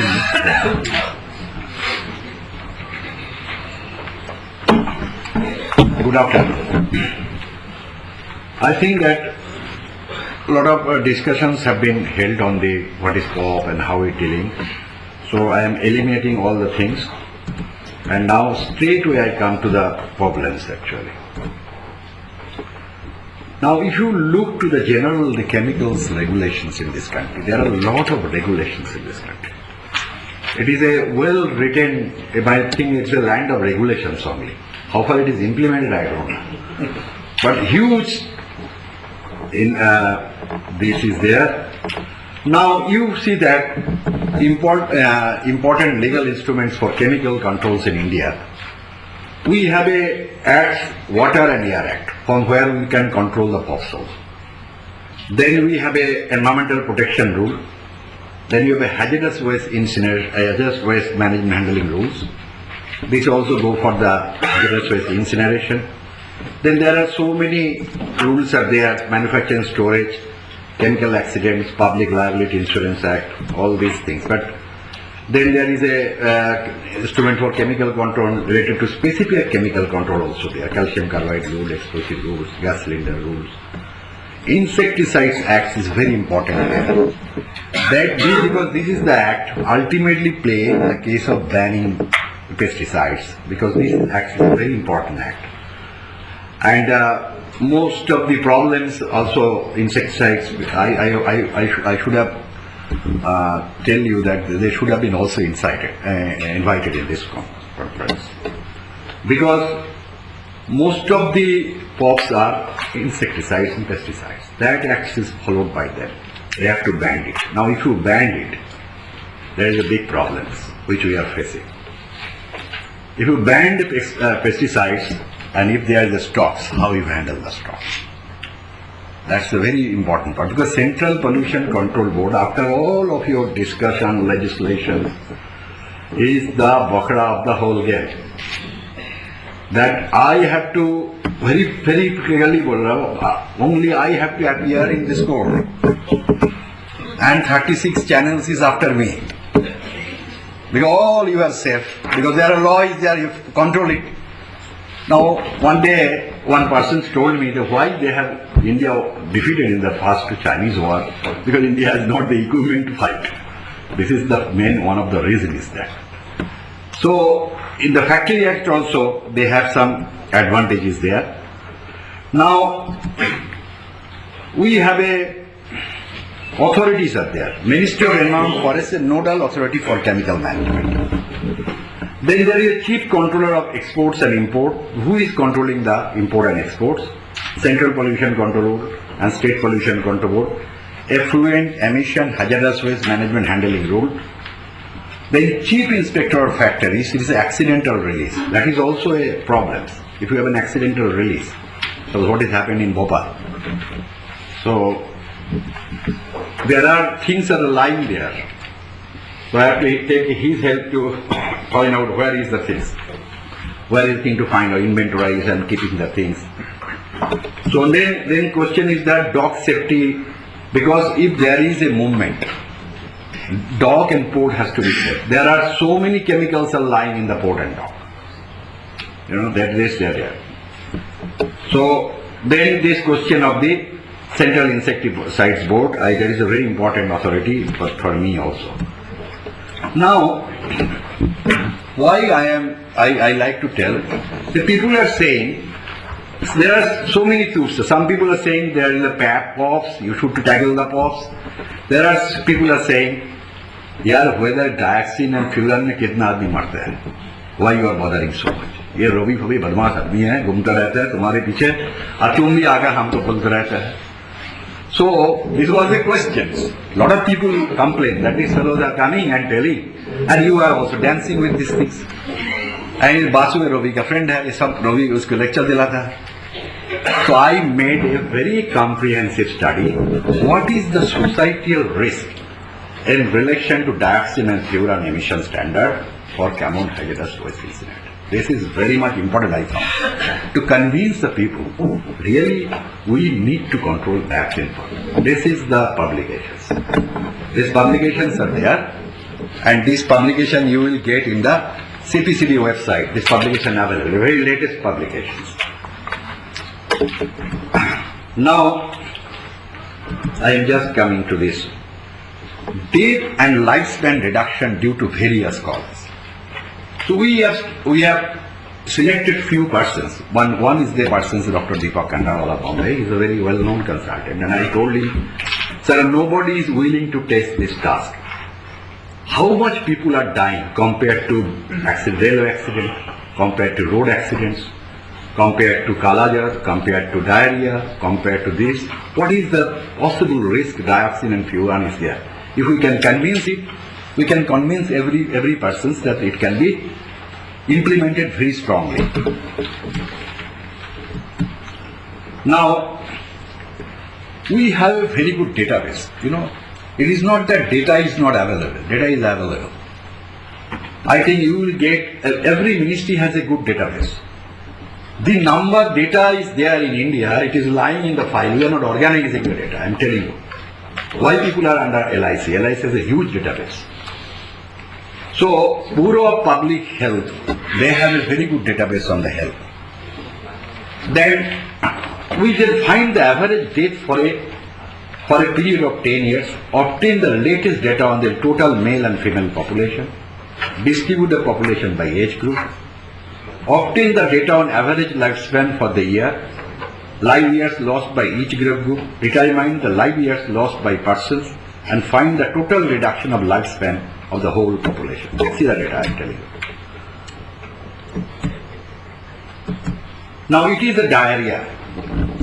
If you see the diarrhea, actual diarrhea cases is going, it is a rising trend, but death is very less. That means if the cause is there, the cause can be fought, because with the medicines etc. we can clear these things. Then diarrhea death is really reduction. You see the actual diarrhea case and death due to reduction, you will find that death is going down.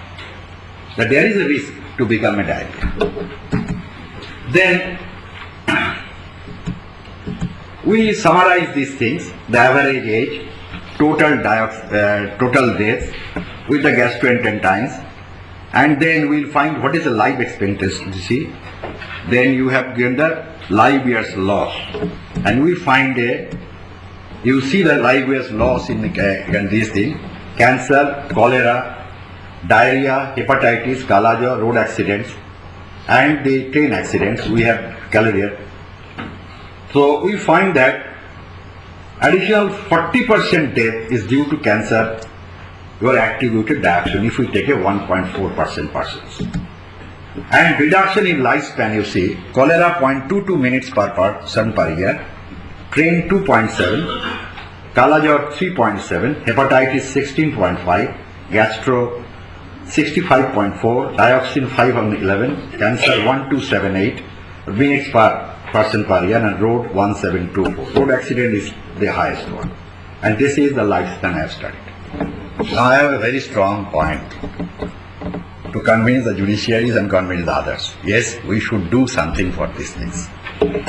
Now, you will find that, now if we go for standard incineration and cost, if you are zero, dioxin is very, if you are low, very low dioxin, your cost is very high. And if you allow the cost to come, so it is becoming the exponential decay functions, asymptotic function is moving. Now then again we have talked that relation between dioxin emission and cost of incinerator. So that cost we have been calculated because we have a good incinerators. There are 4 or 5 good incinerators there and some captive incinerator is there. Now relation between dioxin furan emission from stack and societal cost of the affected population. If dioxin is very low, the cost is very, very low because the cancer cost and remedial cost is very, very high, very, very high. Now we got it, the break-even curve, and we found that there is a break-even where our dioxin standard, which has been caused by some people that the dioxin standards driven by the Central Pollution Control Board is too stringent, is not the stringent. It's not the stringent. So the appellate by the people has been defeated by these studies actually. Now, what are the challenges? One, the inventorization and prioritization. It is a challenge. Now, straight function. I always believe inventory chalte rahe, but we should act. How the act is there. Most important thing to me, that which we can do very fast. It is the first thing is that how to dispose dead expired pesticides. We have a dead expired pesticide. We have given some trial run, or the Dialdin and others. We have given trial run in Bombay also. We are going the trial run, now we are going to trial run on the cement. Because we have a stockpiles. Why is stockpiles? Because locusts. There was a apprehension locusts will come and Ministry of Agriculture has a purchase that pesticides and keep them in this, but locusts didn't come. So that became dead expires. That is one of the things. Then we have gone the pulp and paper industries where we can do little bit, immediately we can take the actions of this whole thing. Then the incineration is there. We have not the case of sludge burning, etc. Sludge is utilized by the agriculture divisions. Now, there are lot of pesticides are capped. That is a linden. Now, one people are saying that linden is given for pharmaceutical purpose or DDT is for, but the people that in clandestine it is also used in agriculture. That we have also information that how to tackle these things. Linden, we have capped the linden west, linden mark, we have capped in the Renukut and the Lucknow. There are 2 plants are there. We have capped that 2 plants. It was a very, very difficult task to cap the entire mark of these things. Now, there is another problem is there, which I am telling you. There are a lot of small scale industries producing chemicals. Copper phthalocyanine, one product is doing by the small scale industry. Now, SSI cannot handle these things. That is the thing, that there are things that there is a, ensure pollution control or ensure management of the POPs chemicals. Minimum scale of operation of the industry should be there. That is the necessary actually. Then we have a really not very big capacity. 18,000 people for US EPA. For 300 or 400 million people, 1.25 billion, I have only 300 and you are asking me to solve all the problems. Clean Ganga, clean everything, and also dioxin for furan. This is the most handicapped with the CPCB and SPCB persons. We have a very less persons. Laboratory, dioxin furan, we have established one good laboratory in the CPCB today. It is actually a very good laboratory. Little bit, Factor Madam ka thora help I have also taken for analyze some of these things. So there are also laboratory limitation is there. Suppose you are giving air emission standards for the incinerator and other places, and then you want to analyze the thing, your percents of dioxin analysis is very difficult one. Very difficult, I am telling you. Even the sample collection also very difficult, particularly stacks. So these are the things that are coming to me, that if you wanted to control that things. Now people say we are banning it, but banned product where it has gone? Banned product where is a very big country. It's not that you can ban it and then sleep it. It cannot be like that. So these are the challenges are with the pollution control board. The most important, I think, we should go for a capacity building to enhance the capacity building, because it's a difficult task in comparison to wastewater and air pollution or hazardous waste management, particularly how to take care of the date expired crops. This is one of the big challenges. Second challenge, that how to measure air emission if you give a standard in the incinerator and other places. How to scale up to control the small scale industries matters. And then inventorization is going on. Inventorization is a very big thing. But the problem is this. And we should be a little bit, this way we should be a little bit understanding of the things. And I hope this is a big challenge and we have to do it, because once legislation passed, banning something, it doesn't work. You have to implement. You have to address the thing technically. That's the problem with the pollution control board. Thank you for listening to me.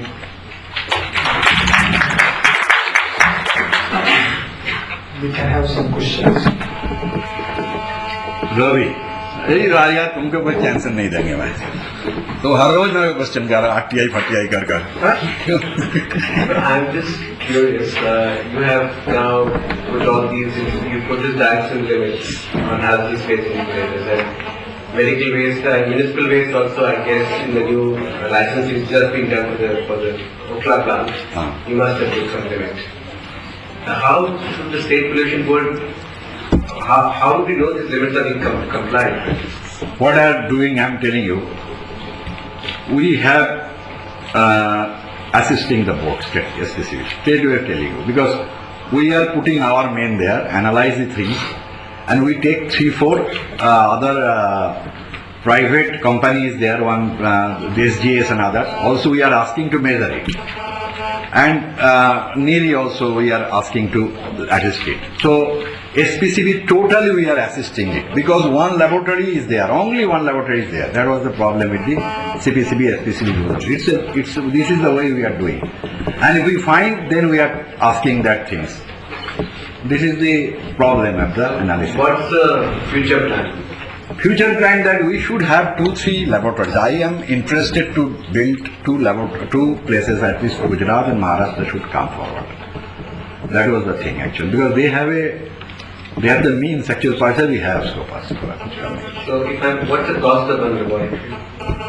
What do you have? One problem is that the room is a very big problem, and you have seen that instruments also, because the room should be ground. It had a way vibration can be accepted. That was the most important. There is huge vibration, I found it. But I think that is possible to make level providers. But that's why ground floor mein. What sort of equipment, sophisticated equipment you need actually? GCNS. Yeah, these are very common. No, GCNS double NS actually. Yeah, that is also common. So make a comment on that. See, the analytical facility requirement as far as dioxin purifier is concerned, it's HR GCMAS, high resolution. High resolution. Okay, so that's one technique. There is now, of course, a competitive technique as pointed out, the biotechnology route, cell line route is also there. It's equally competitive. In fact, it's probably much more cost effective than the alternative. These are analytical equipments which are basically used for several other analysis. It's not something that is dedicated only for dioxin purification. So it's a general purpose equipment. It's a general analytical equipment, and it's not. And there are hundreds of HRGCMS in India. Right. Not hundreds. Not hundreds. Yeah, but many. No, not many. No. See, Not many. I tell you, we have to in IIT Madras itself. Not please, excuse me, not please. Dr. Basu also knows and I know very well, not many are there. No. See, the point is, they are not specifically for dioxide. HRGC mass are available, TIF was there. If you look at them, okay, maybe don't take it 100, but there are few. It's not a question of 2 more labs that is required. But if required, it can be more. No. What is the fun? Exactly. So, Yeah, this that's is, right. so what I am suggesting is, it's not that you have to specifically look for a special lab to do this.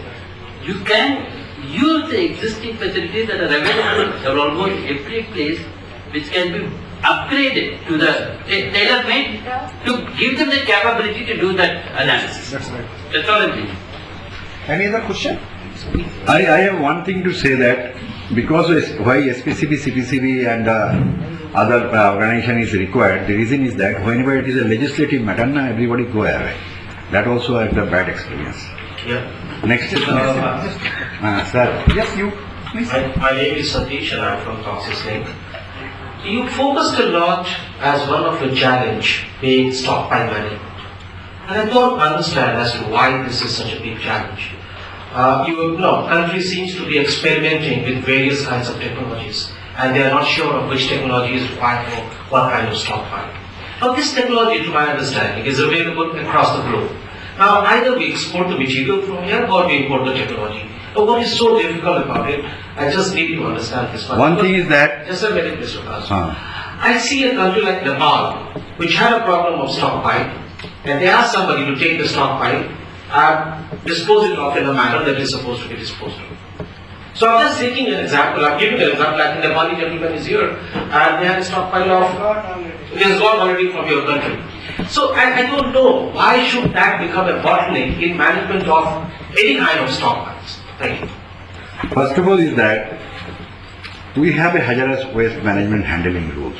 There is an export import, there is some restriction is there. That needs an amendment, first one.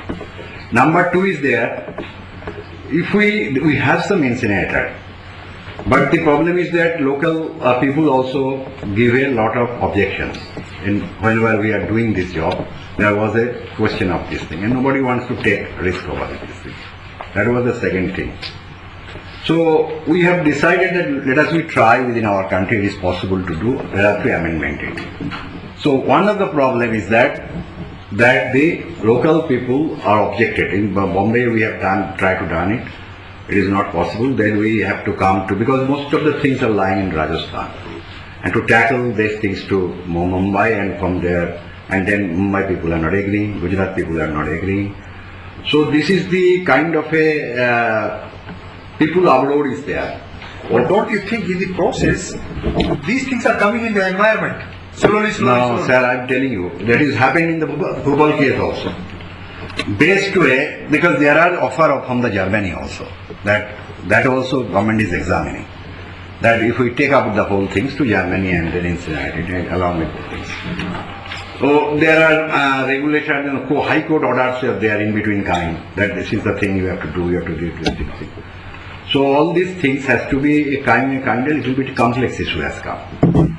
But we are able to sort out the whole matters on the data expired pesticides very soon, because we want better to go away, because if we can manage within our systems, then it is the best way to manage the system. Next. Sir, regarding this is Dr. Sunny from KC the data connecting dioxin to certain tests, I need some clarification on how you connected those two. Like what's the process like? Can you just go back to that particular slide where you showed that?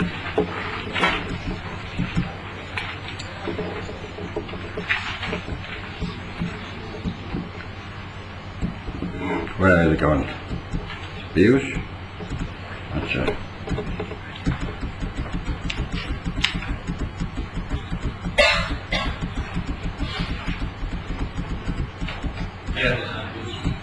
Where? Yeah, here, this one.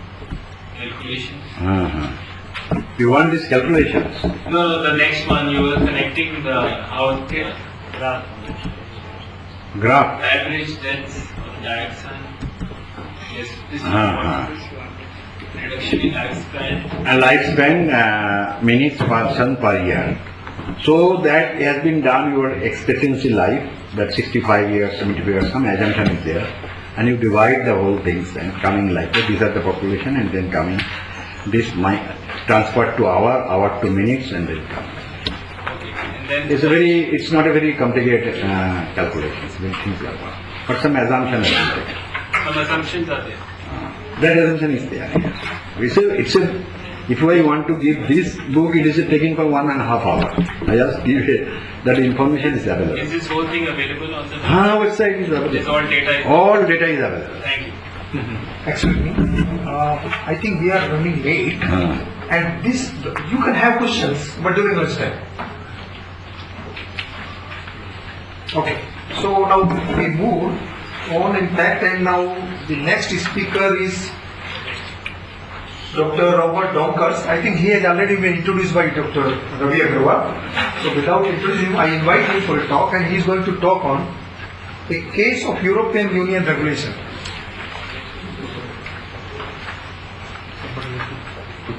Yeah.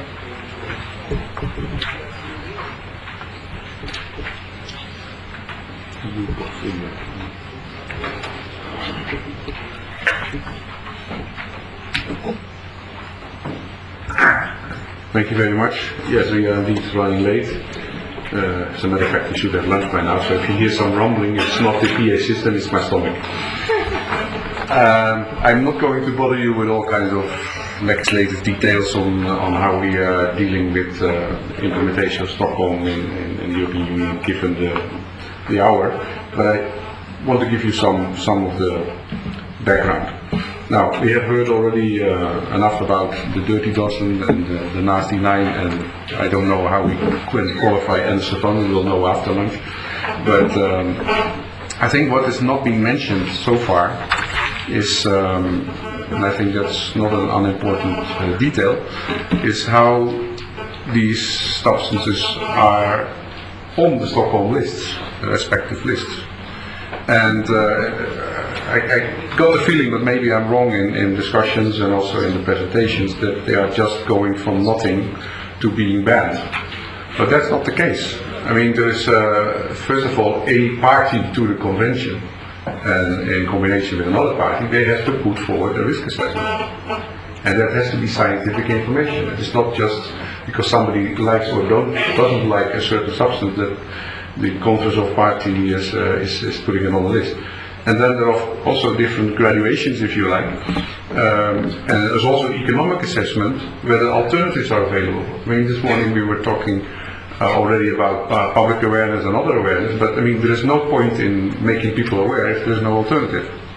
I mean, it's nice to say, okay, you don't have to use it anymore, but if you need something for a certain crop or for a production process and there's no alternative, then of course there's no point in phasing it out. And that also means not only the alternative should be ready, but also should be affordable and available.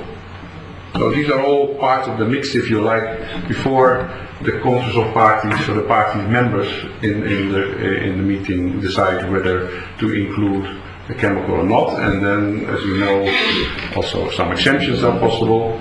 Also about that, and then in the case of Indosophan, that was also in the newspapers. Yes, India has achieved a 10-year exemption. No, India didn't achieve a 10-year exemption. Then for certain particular uses, India has 5-year exemption. And whether this is renewed, it's not up to India, it's up to the Conference of Parties. And that includes also the alternatives and the need, etc. So I want to say this in this framework, that the work of the POP ROC, as we call it in the jargon, so the POP Review Committee, plus the economic assessment, etc., they are all important part or parcel of the whole process to get something on the list. And all countries agreeing to this have then agreed to this process. So again, I'm not going into all these chemicals because you have already been exposed to them, but I thought I should share with you how they get on this list. Now, how did we proceed from signing and ratifying, well, first signing the Stockholm Convention.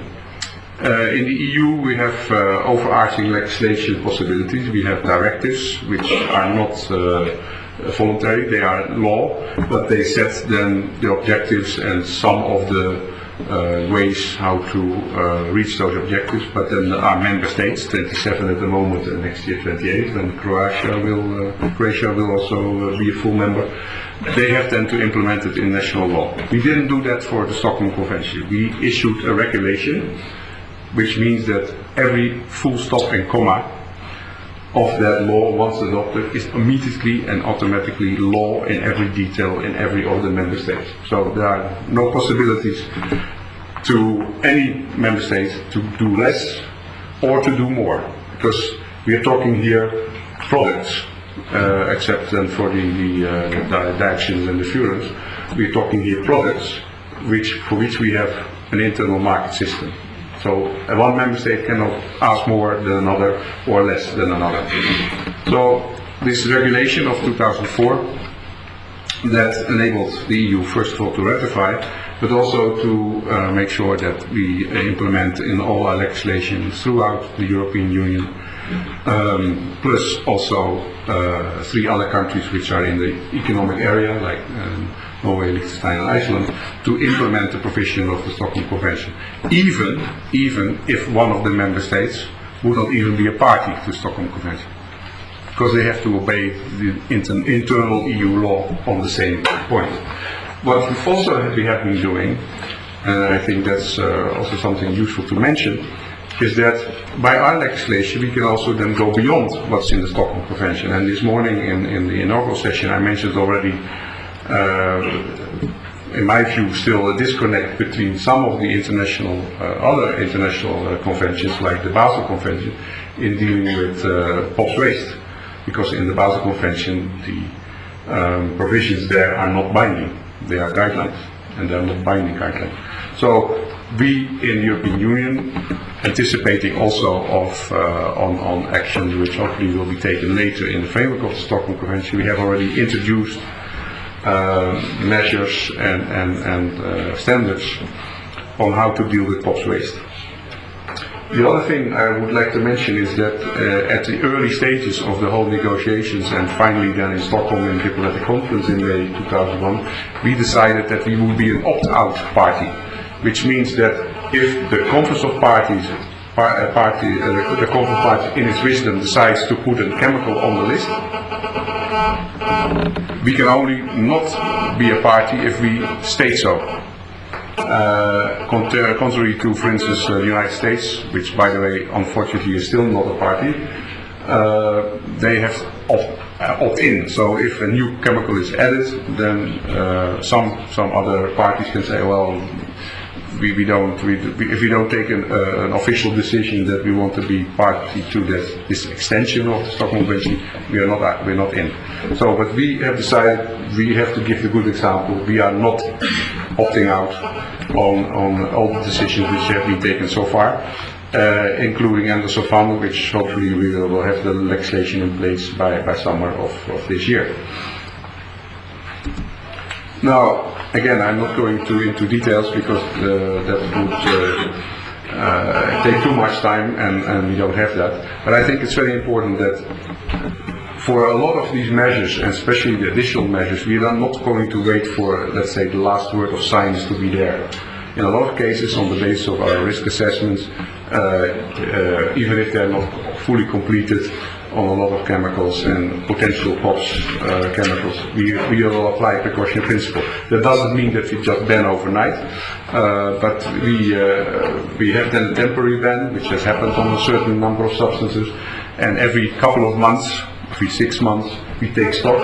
Is the new science to, let's say, alleviate the ban internally in the EU, or continue with it, and in some cases we have then maintained that in a formal decision. Now the same is happening on potential POPs, so not only on other substances but also on POPs. As I mentioned, we have done the same thing, already limit values on certain wastes, and how to handle waste, and we discussed also just in the previous session also about monitoring. We have put in place in all member states mechanisms that, for instance, the furans and dioxin emissions are being monitored in a very strict way. So yes, it costs money. I don't know, Ravi, how much this will cost, but it depends also a little bit what is the cost of a life. And I'm afraid across the world there are different views on how much it costs a life in India and how much costs a life in the US and how much costs a life in the European Union. But at the end of the day, we should make sure that we are not talking about that in a too much abstract way, because of course if it's a life of a child which I don't know compared to the life of my child, then of course you have a completely different opinion, and then dollars and rupees don't count. So we are striking the balance, and we are pretty strict about this monitoring. And we also, and that's something else maybe which is important in this context about public awareness, the discussion we have had so far.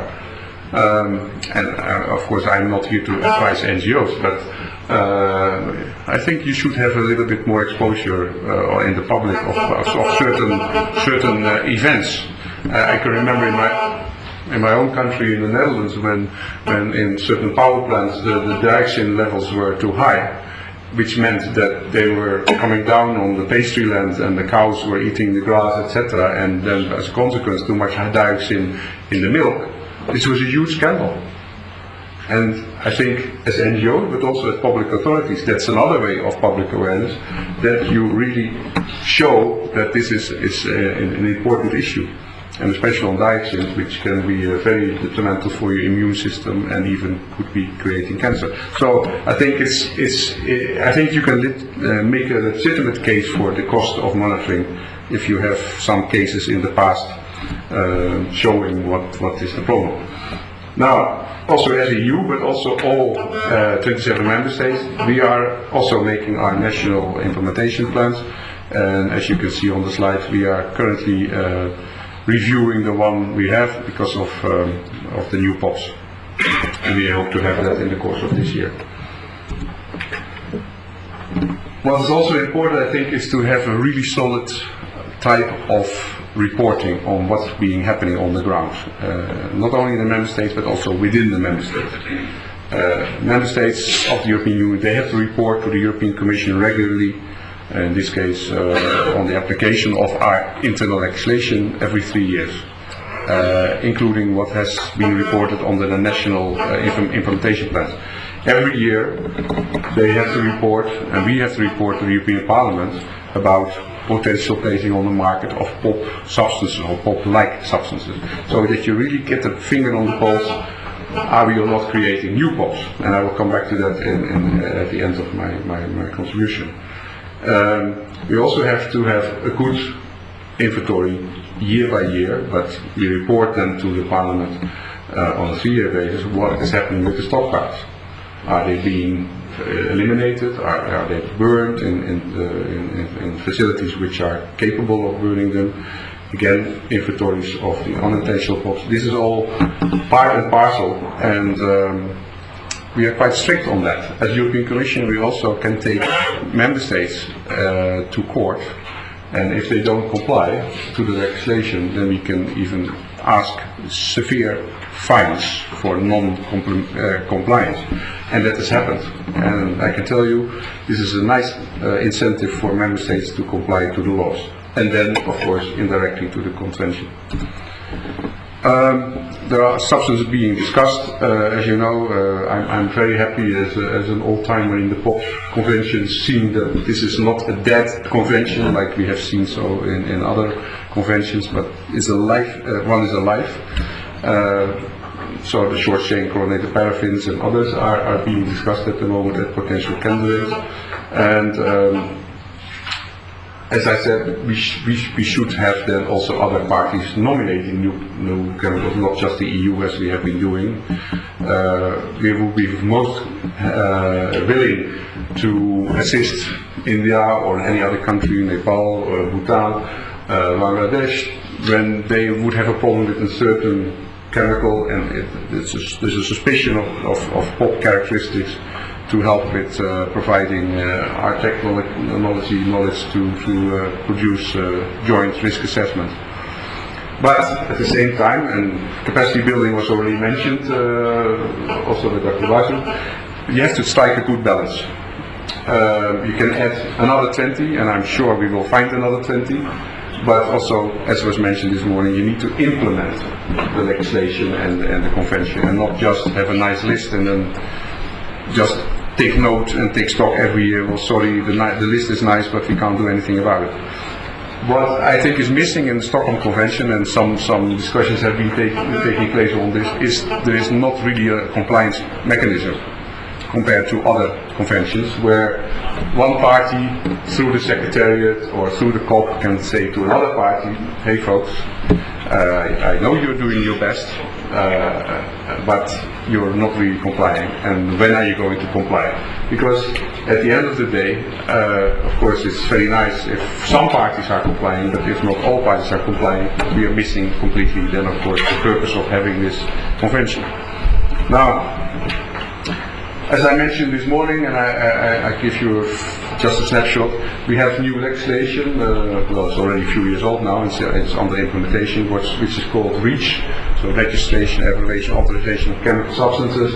And one of the features of this legislation is that depending on the tonnage, in this case above 10 tons, every producer who wants to put something new on the market, they have to come with a real good set of information, including all kinds of assessments, and especially if the chemical in case has properties which characteristics of persistence and bioaccumulation and toxicity, or very persistent or very bioaccumulative, they have to come with exposure scenarios, they have to come with good, I would say, arguments why this chemical should be marketed on the European market. So this is one way we think we can avoid, at least for industrial chemicals, to not allow another POP to emerge. We do the same thing on the pesticides and on the biocides legislation. Very detailed, million euros costing assessments have to be made, so to make sure that we are not generating creating the next generation of POPs. Now, I mentioned already risk assessment, potential risk assessment, technical assistance. We are helping the Secretariat of the Stockholm Convention with voluntary support, financially, also technically support, but also with India. It was already mentioned, public awareness and others.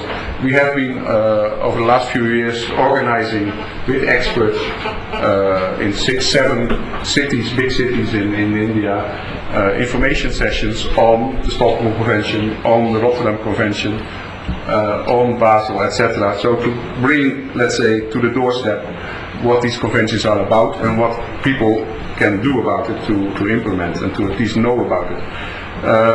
We also are, of course, still in discussions and helping the Ministry of Environment on similar things. So it's and also industry, and there was a point.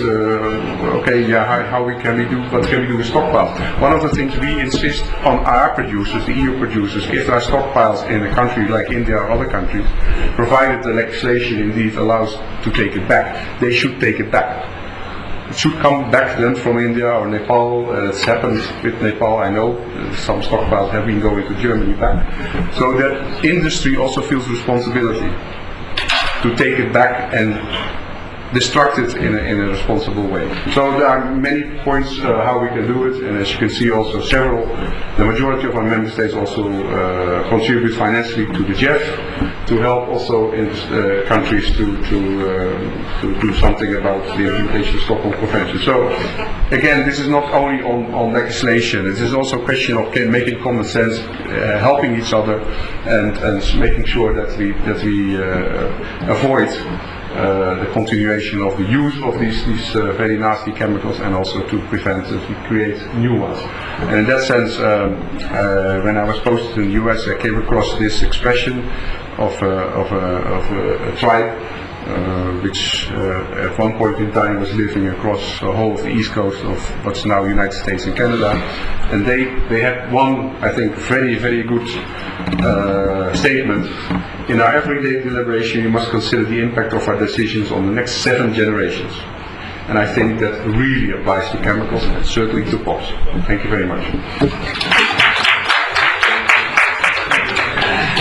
Now, you can have a few questions, please. I'm Tushar Venturji from Paryavarna Vikas Kendra, Rajkot. And I will talk about generally Mr. Vasu's presentation and Mr. Robert's presentation. Like in the NEEPs, when we are learning from this EU experience and our past experiences, in NEEPs they have not put anything forward about enforcing the law. I think CPCB or any SPCBs, there are laws or enforcement or punishments under the EP or any water act or You mean implementation of law? implementation of the law and enforcement. Filing the cases against the companies or the finding the responsible person, that is not happened. So unless we do it, our law is very beautiful. We might have liberties which are very high. I think he mentioned himself, there are regulations, good regulations, but implementation is not there. There are thousands of, we can only count 2 or 3 cases in Gujarat where the companies. So What is your precise question? my precise question is how the enforcement of law will be included in the NEEPs. It is included. I don't think that can be part. No. Najib. Yeah. It is already made part of, it's included in parts as a NEEP. Policies and regulations. That will be framed in future and it will be implemented.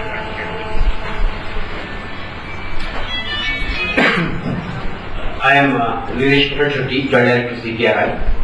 We are associated in the NEP as well as the post-NEP activities. In fact, even in the NEP as well as post-NEP, we have the provision. In fact, outcome 1 says that we have to strengthen the legal framework in the country. So MOEF will be taking actions in this regard in the post-NEP also. On the legal framework, strengthening activity will be there. I am talking about the present law. I am not talking about the future law. I am talking about what. I think we can have discussion during lunch. We are already getting late. Please. Recommendation in NEEPs, the present law will be amended to take care of it. You have Dr. Sunny from Kerala. Yes, we have Dr. Basu there. Chunki CPCB is the main body for setting up the plan for regulatory systems. It is recommended in the ministry. So I was wondering if there is any exchange between the European Union and CPCB on the future regulatory systems which will need it, the plan, because we have not experienced on regulatory systems. Are you talking to each other? We talk regularly to each other, but not on this topic. and also I did talk as a guy. Professionally, no, we haven't yet, but why not? There's nothing stopping us.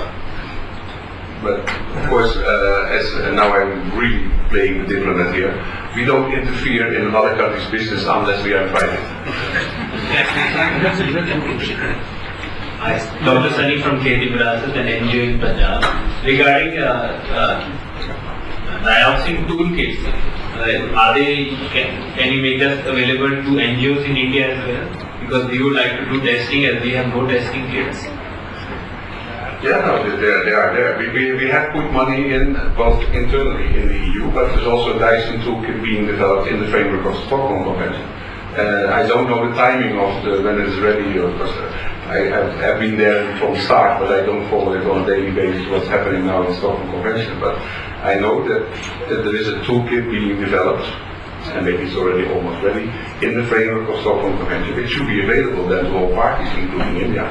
Now, I don't think that should be top secret and not being sent and given and shared with NGOs. Yes, please. When we are talking of the alternatives, who will decide about the alternatives? There are scientists, agricultural scientists who are saying they can't do agriculture without pesticides. But there are millions of peasants who are saying we don't need pesticides and fertilizers. What's your comment? Yeah, but that's not the alternatives I was talking about. I was talking about alternatives, and it could be non-chemical alternatives, which produce the same protection or the same effect on a crop. And of course, I don't want to anticipate on discussion. I'm sure we will have it after we have filled our bellies on Endersulfan. But one of the I would say consistent discussions on Endersulfan here in India has been both blamed really by the industry. There are no alternatives, and if there are alternatives, they are not in India. Sorry, there are 26 alternatives to Endersulfan. Okay, not across the board comprehensively. Endersulfan can do a lot on different crops, but there are alternatives for the individual crops, and half of them, if not more, are produced in India. So this is, in a lot of cases, this, now I'm not diplomatic, these are bullshit arguments. The point here is that they have to be affordable, available, and safe. And if that is with non-chemical, be my guest. If it has to be with a chemical, then they have to be better, much better than the existing chemical which is being used. Please. Chemical-free No, farming. you can have discussion during lunchtime. Please, no question answer. Yeah, please. Saeed Ahmed, I'm from Bangladesh. A very quick question. Lot of investment seems to be, required for all the things that we have been planning.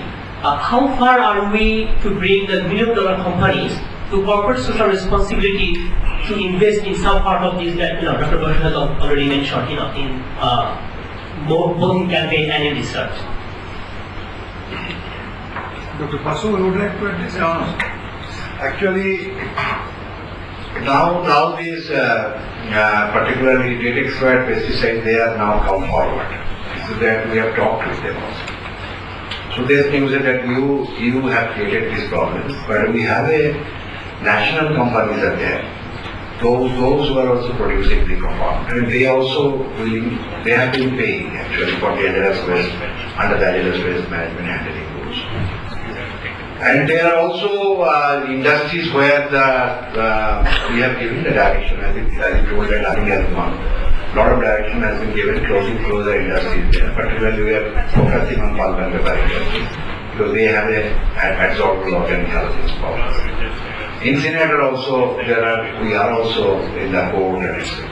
These are going on actually, it is not that. But what I am telling you is complex gigantic, particularly chemicals. And our movement is there, but we have a very less number to do all the work. Well, I cannot go into details what could be done in India in that respect, but I can give you one further explanation on our chemical legislation in Europe. The aim from REACH is for authorization, and especially for chemicals which are PBTs or endocrine disruptors, etc. If a company or a downstream user wants to continue the use, they have to ask for an authorization per use, so not for the whole branch, no, per individual company. And they have to come with a plan to replace it. So that's a trigger for research. So they will get a 5-year exemption or a 4-year exemption or whatever. And if that's over, then it's out of the market. There's a sort of what we call a sunset clause in that authorization. So they have to first of all come with plans how to replace it, and secondly, they only get a certain time to play, if you like, and to continue our basis to the argument. And then that involves research. I mean, they don't want to lose the market, so they have a trigger to get to the market with an alternative. Any other question? I think we can. Yeah. I have a question for CPCB. We keep hearing that there is this challenge and this bottlenecks, but we never have actually come across a roadmap from CPCB on some of these important issues. There's no clarity as to what CPCB intends to do in the next 5 years, 7 years, how it is going to move, what the plans that we have. So I really, we all are worried about it, and we all don't seem to get any kind of clarity from the kind of interventions that we are looking at from you. So to say that, manpower or resources are constrained, then what are the other things, if this constraint is there, what are the plans in place? Because I don't see any plans. Is it too much of, is there a pressure, or is there are you being, you're not going to act, or what is it? We don't know. I think there is not much pressure from the NGOs on CPC. What's happening? I can tell you, rules and regulations are in place. Either we don't have the will, I think I will further expand his discussion. What he mentioned clearly analytical facilities are not there, or rule regulation there, implementation power is not there. Or what part? So is there? Now I like to tell you. Now, Yeah, thank you. No, I am just telling you. It is not, just general demand doesn't work, man. I tell you very frankly. I can sit after 6 months there and talk these things. Now I am telling you, there is a problem. Problem is that the task is gigantic, actually, compared to Water Act. We have 40,000 untreated sewages there by the municipalities. Now we have to implement the whole thing. To whom you will give the direction? I will ask the direction to the citizens of Delhi to leave it if you are not taking your sewage and taking care of garbage. That's the fallacy of the law. There is one big giant change there. So we have the plan, program, everything we are giving. It is not that we have a 10 years program there, particularly air matters there. And we have to establish 5 to 6 incinerators, common incinerators. We are going for eco-incinerations. So hazardous waste, the stockpiles are there for a long time, we have to clean it up. Now the question is that the industry also, there are some rules and regulations there. Why you are producing DDT, man? And asking this you to it. Why are you producing Linden, man? There are CPCB is a very small organization to deal all the things. Actually, I think there is Very small organization there. not proper coordination among government departments. That is one of the reasons in fact. I think with this, I think we can conclude this session because we are already late. You may be hungry. So thank you very much, and let's give a big hand to all three.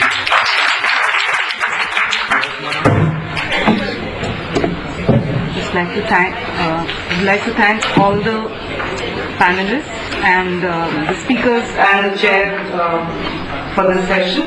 We'll quickly break for lunch, and since we are already running late, we'll have a half an hour lunch, so we'll be back at 2:30 after the lunch. So enjoy your lunch.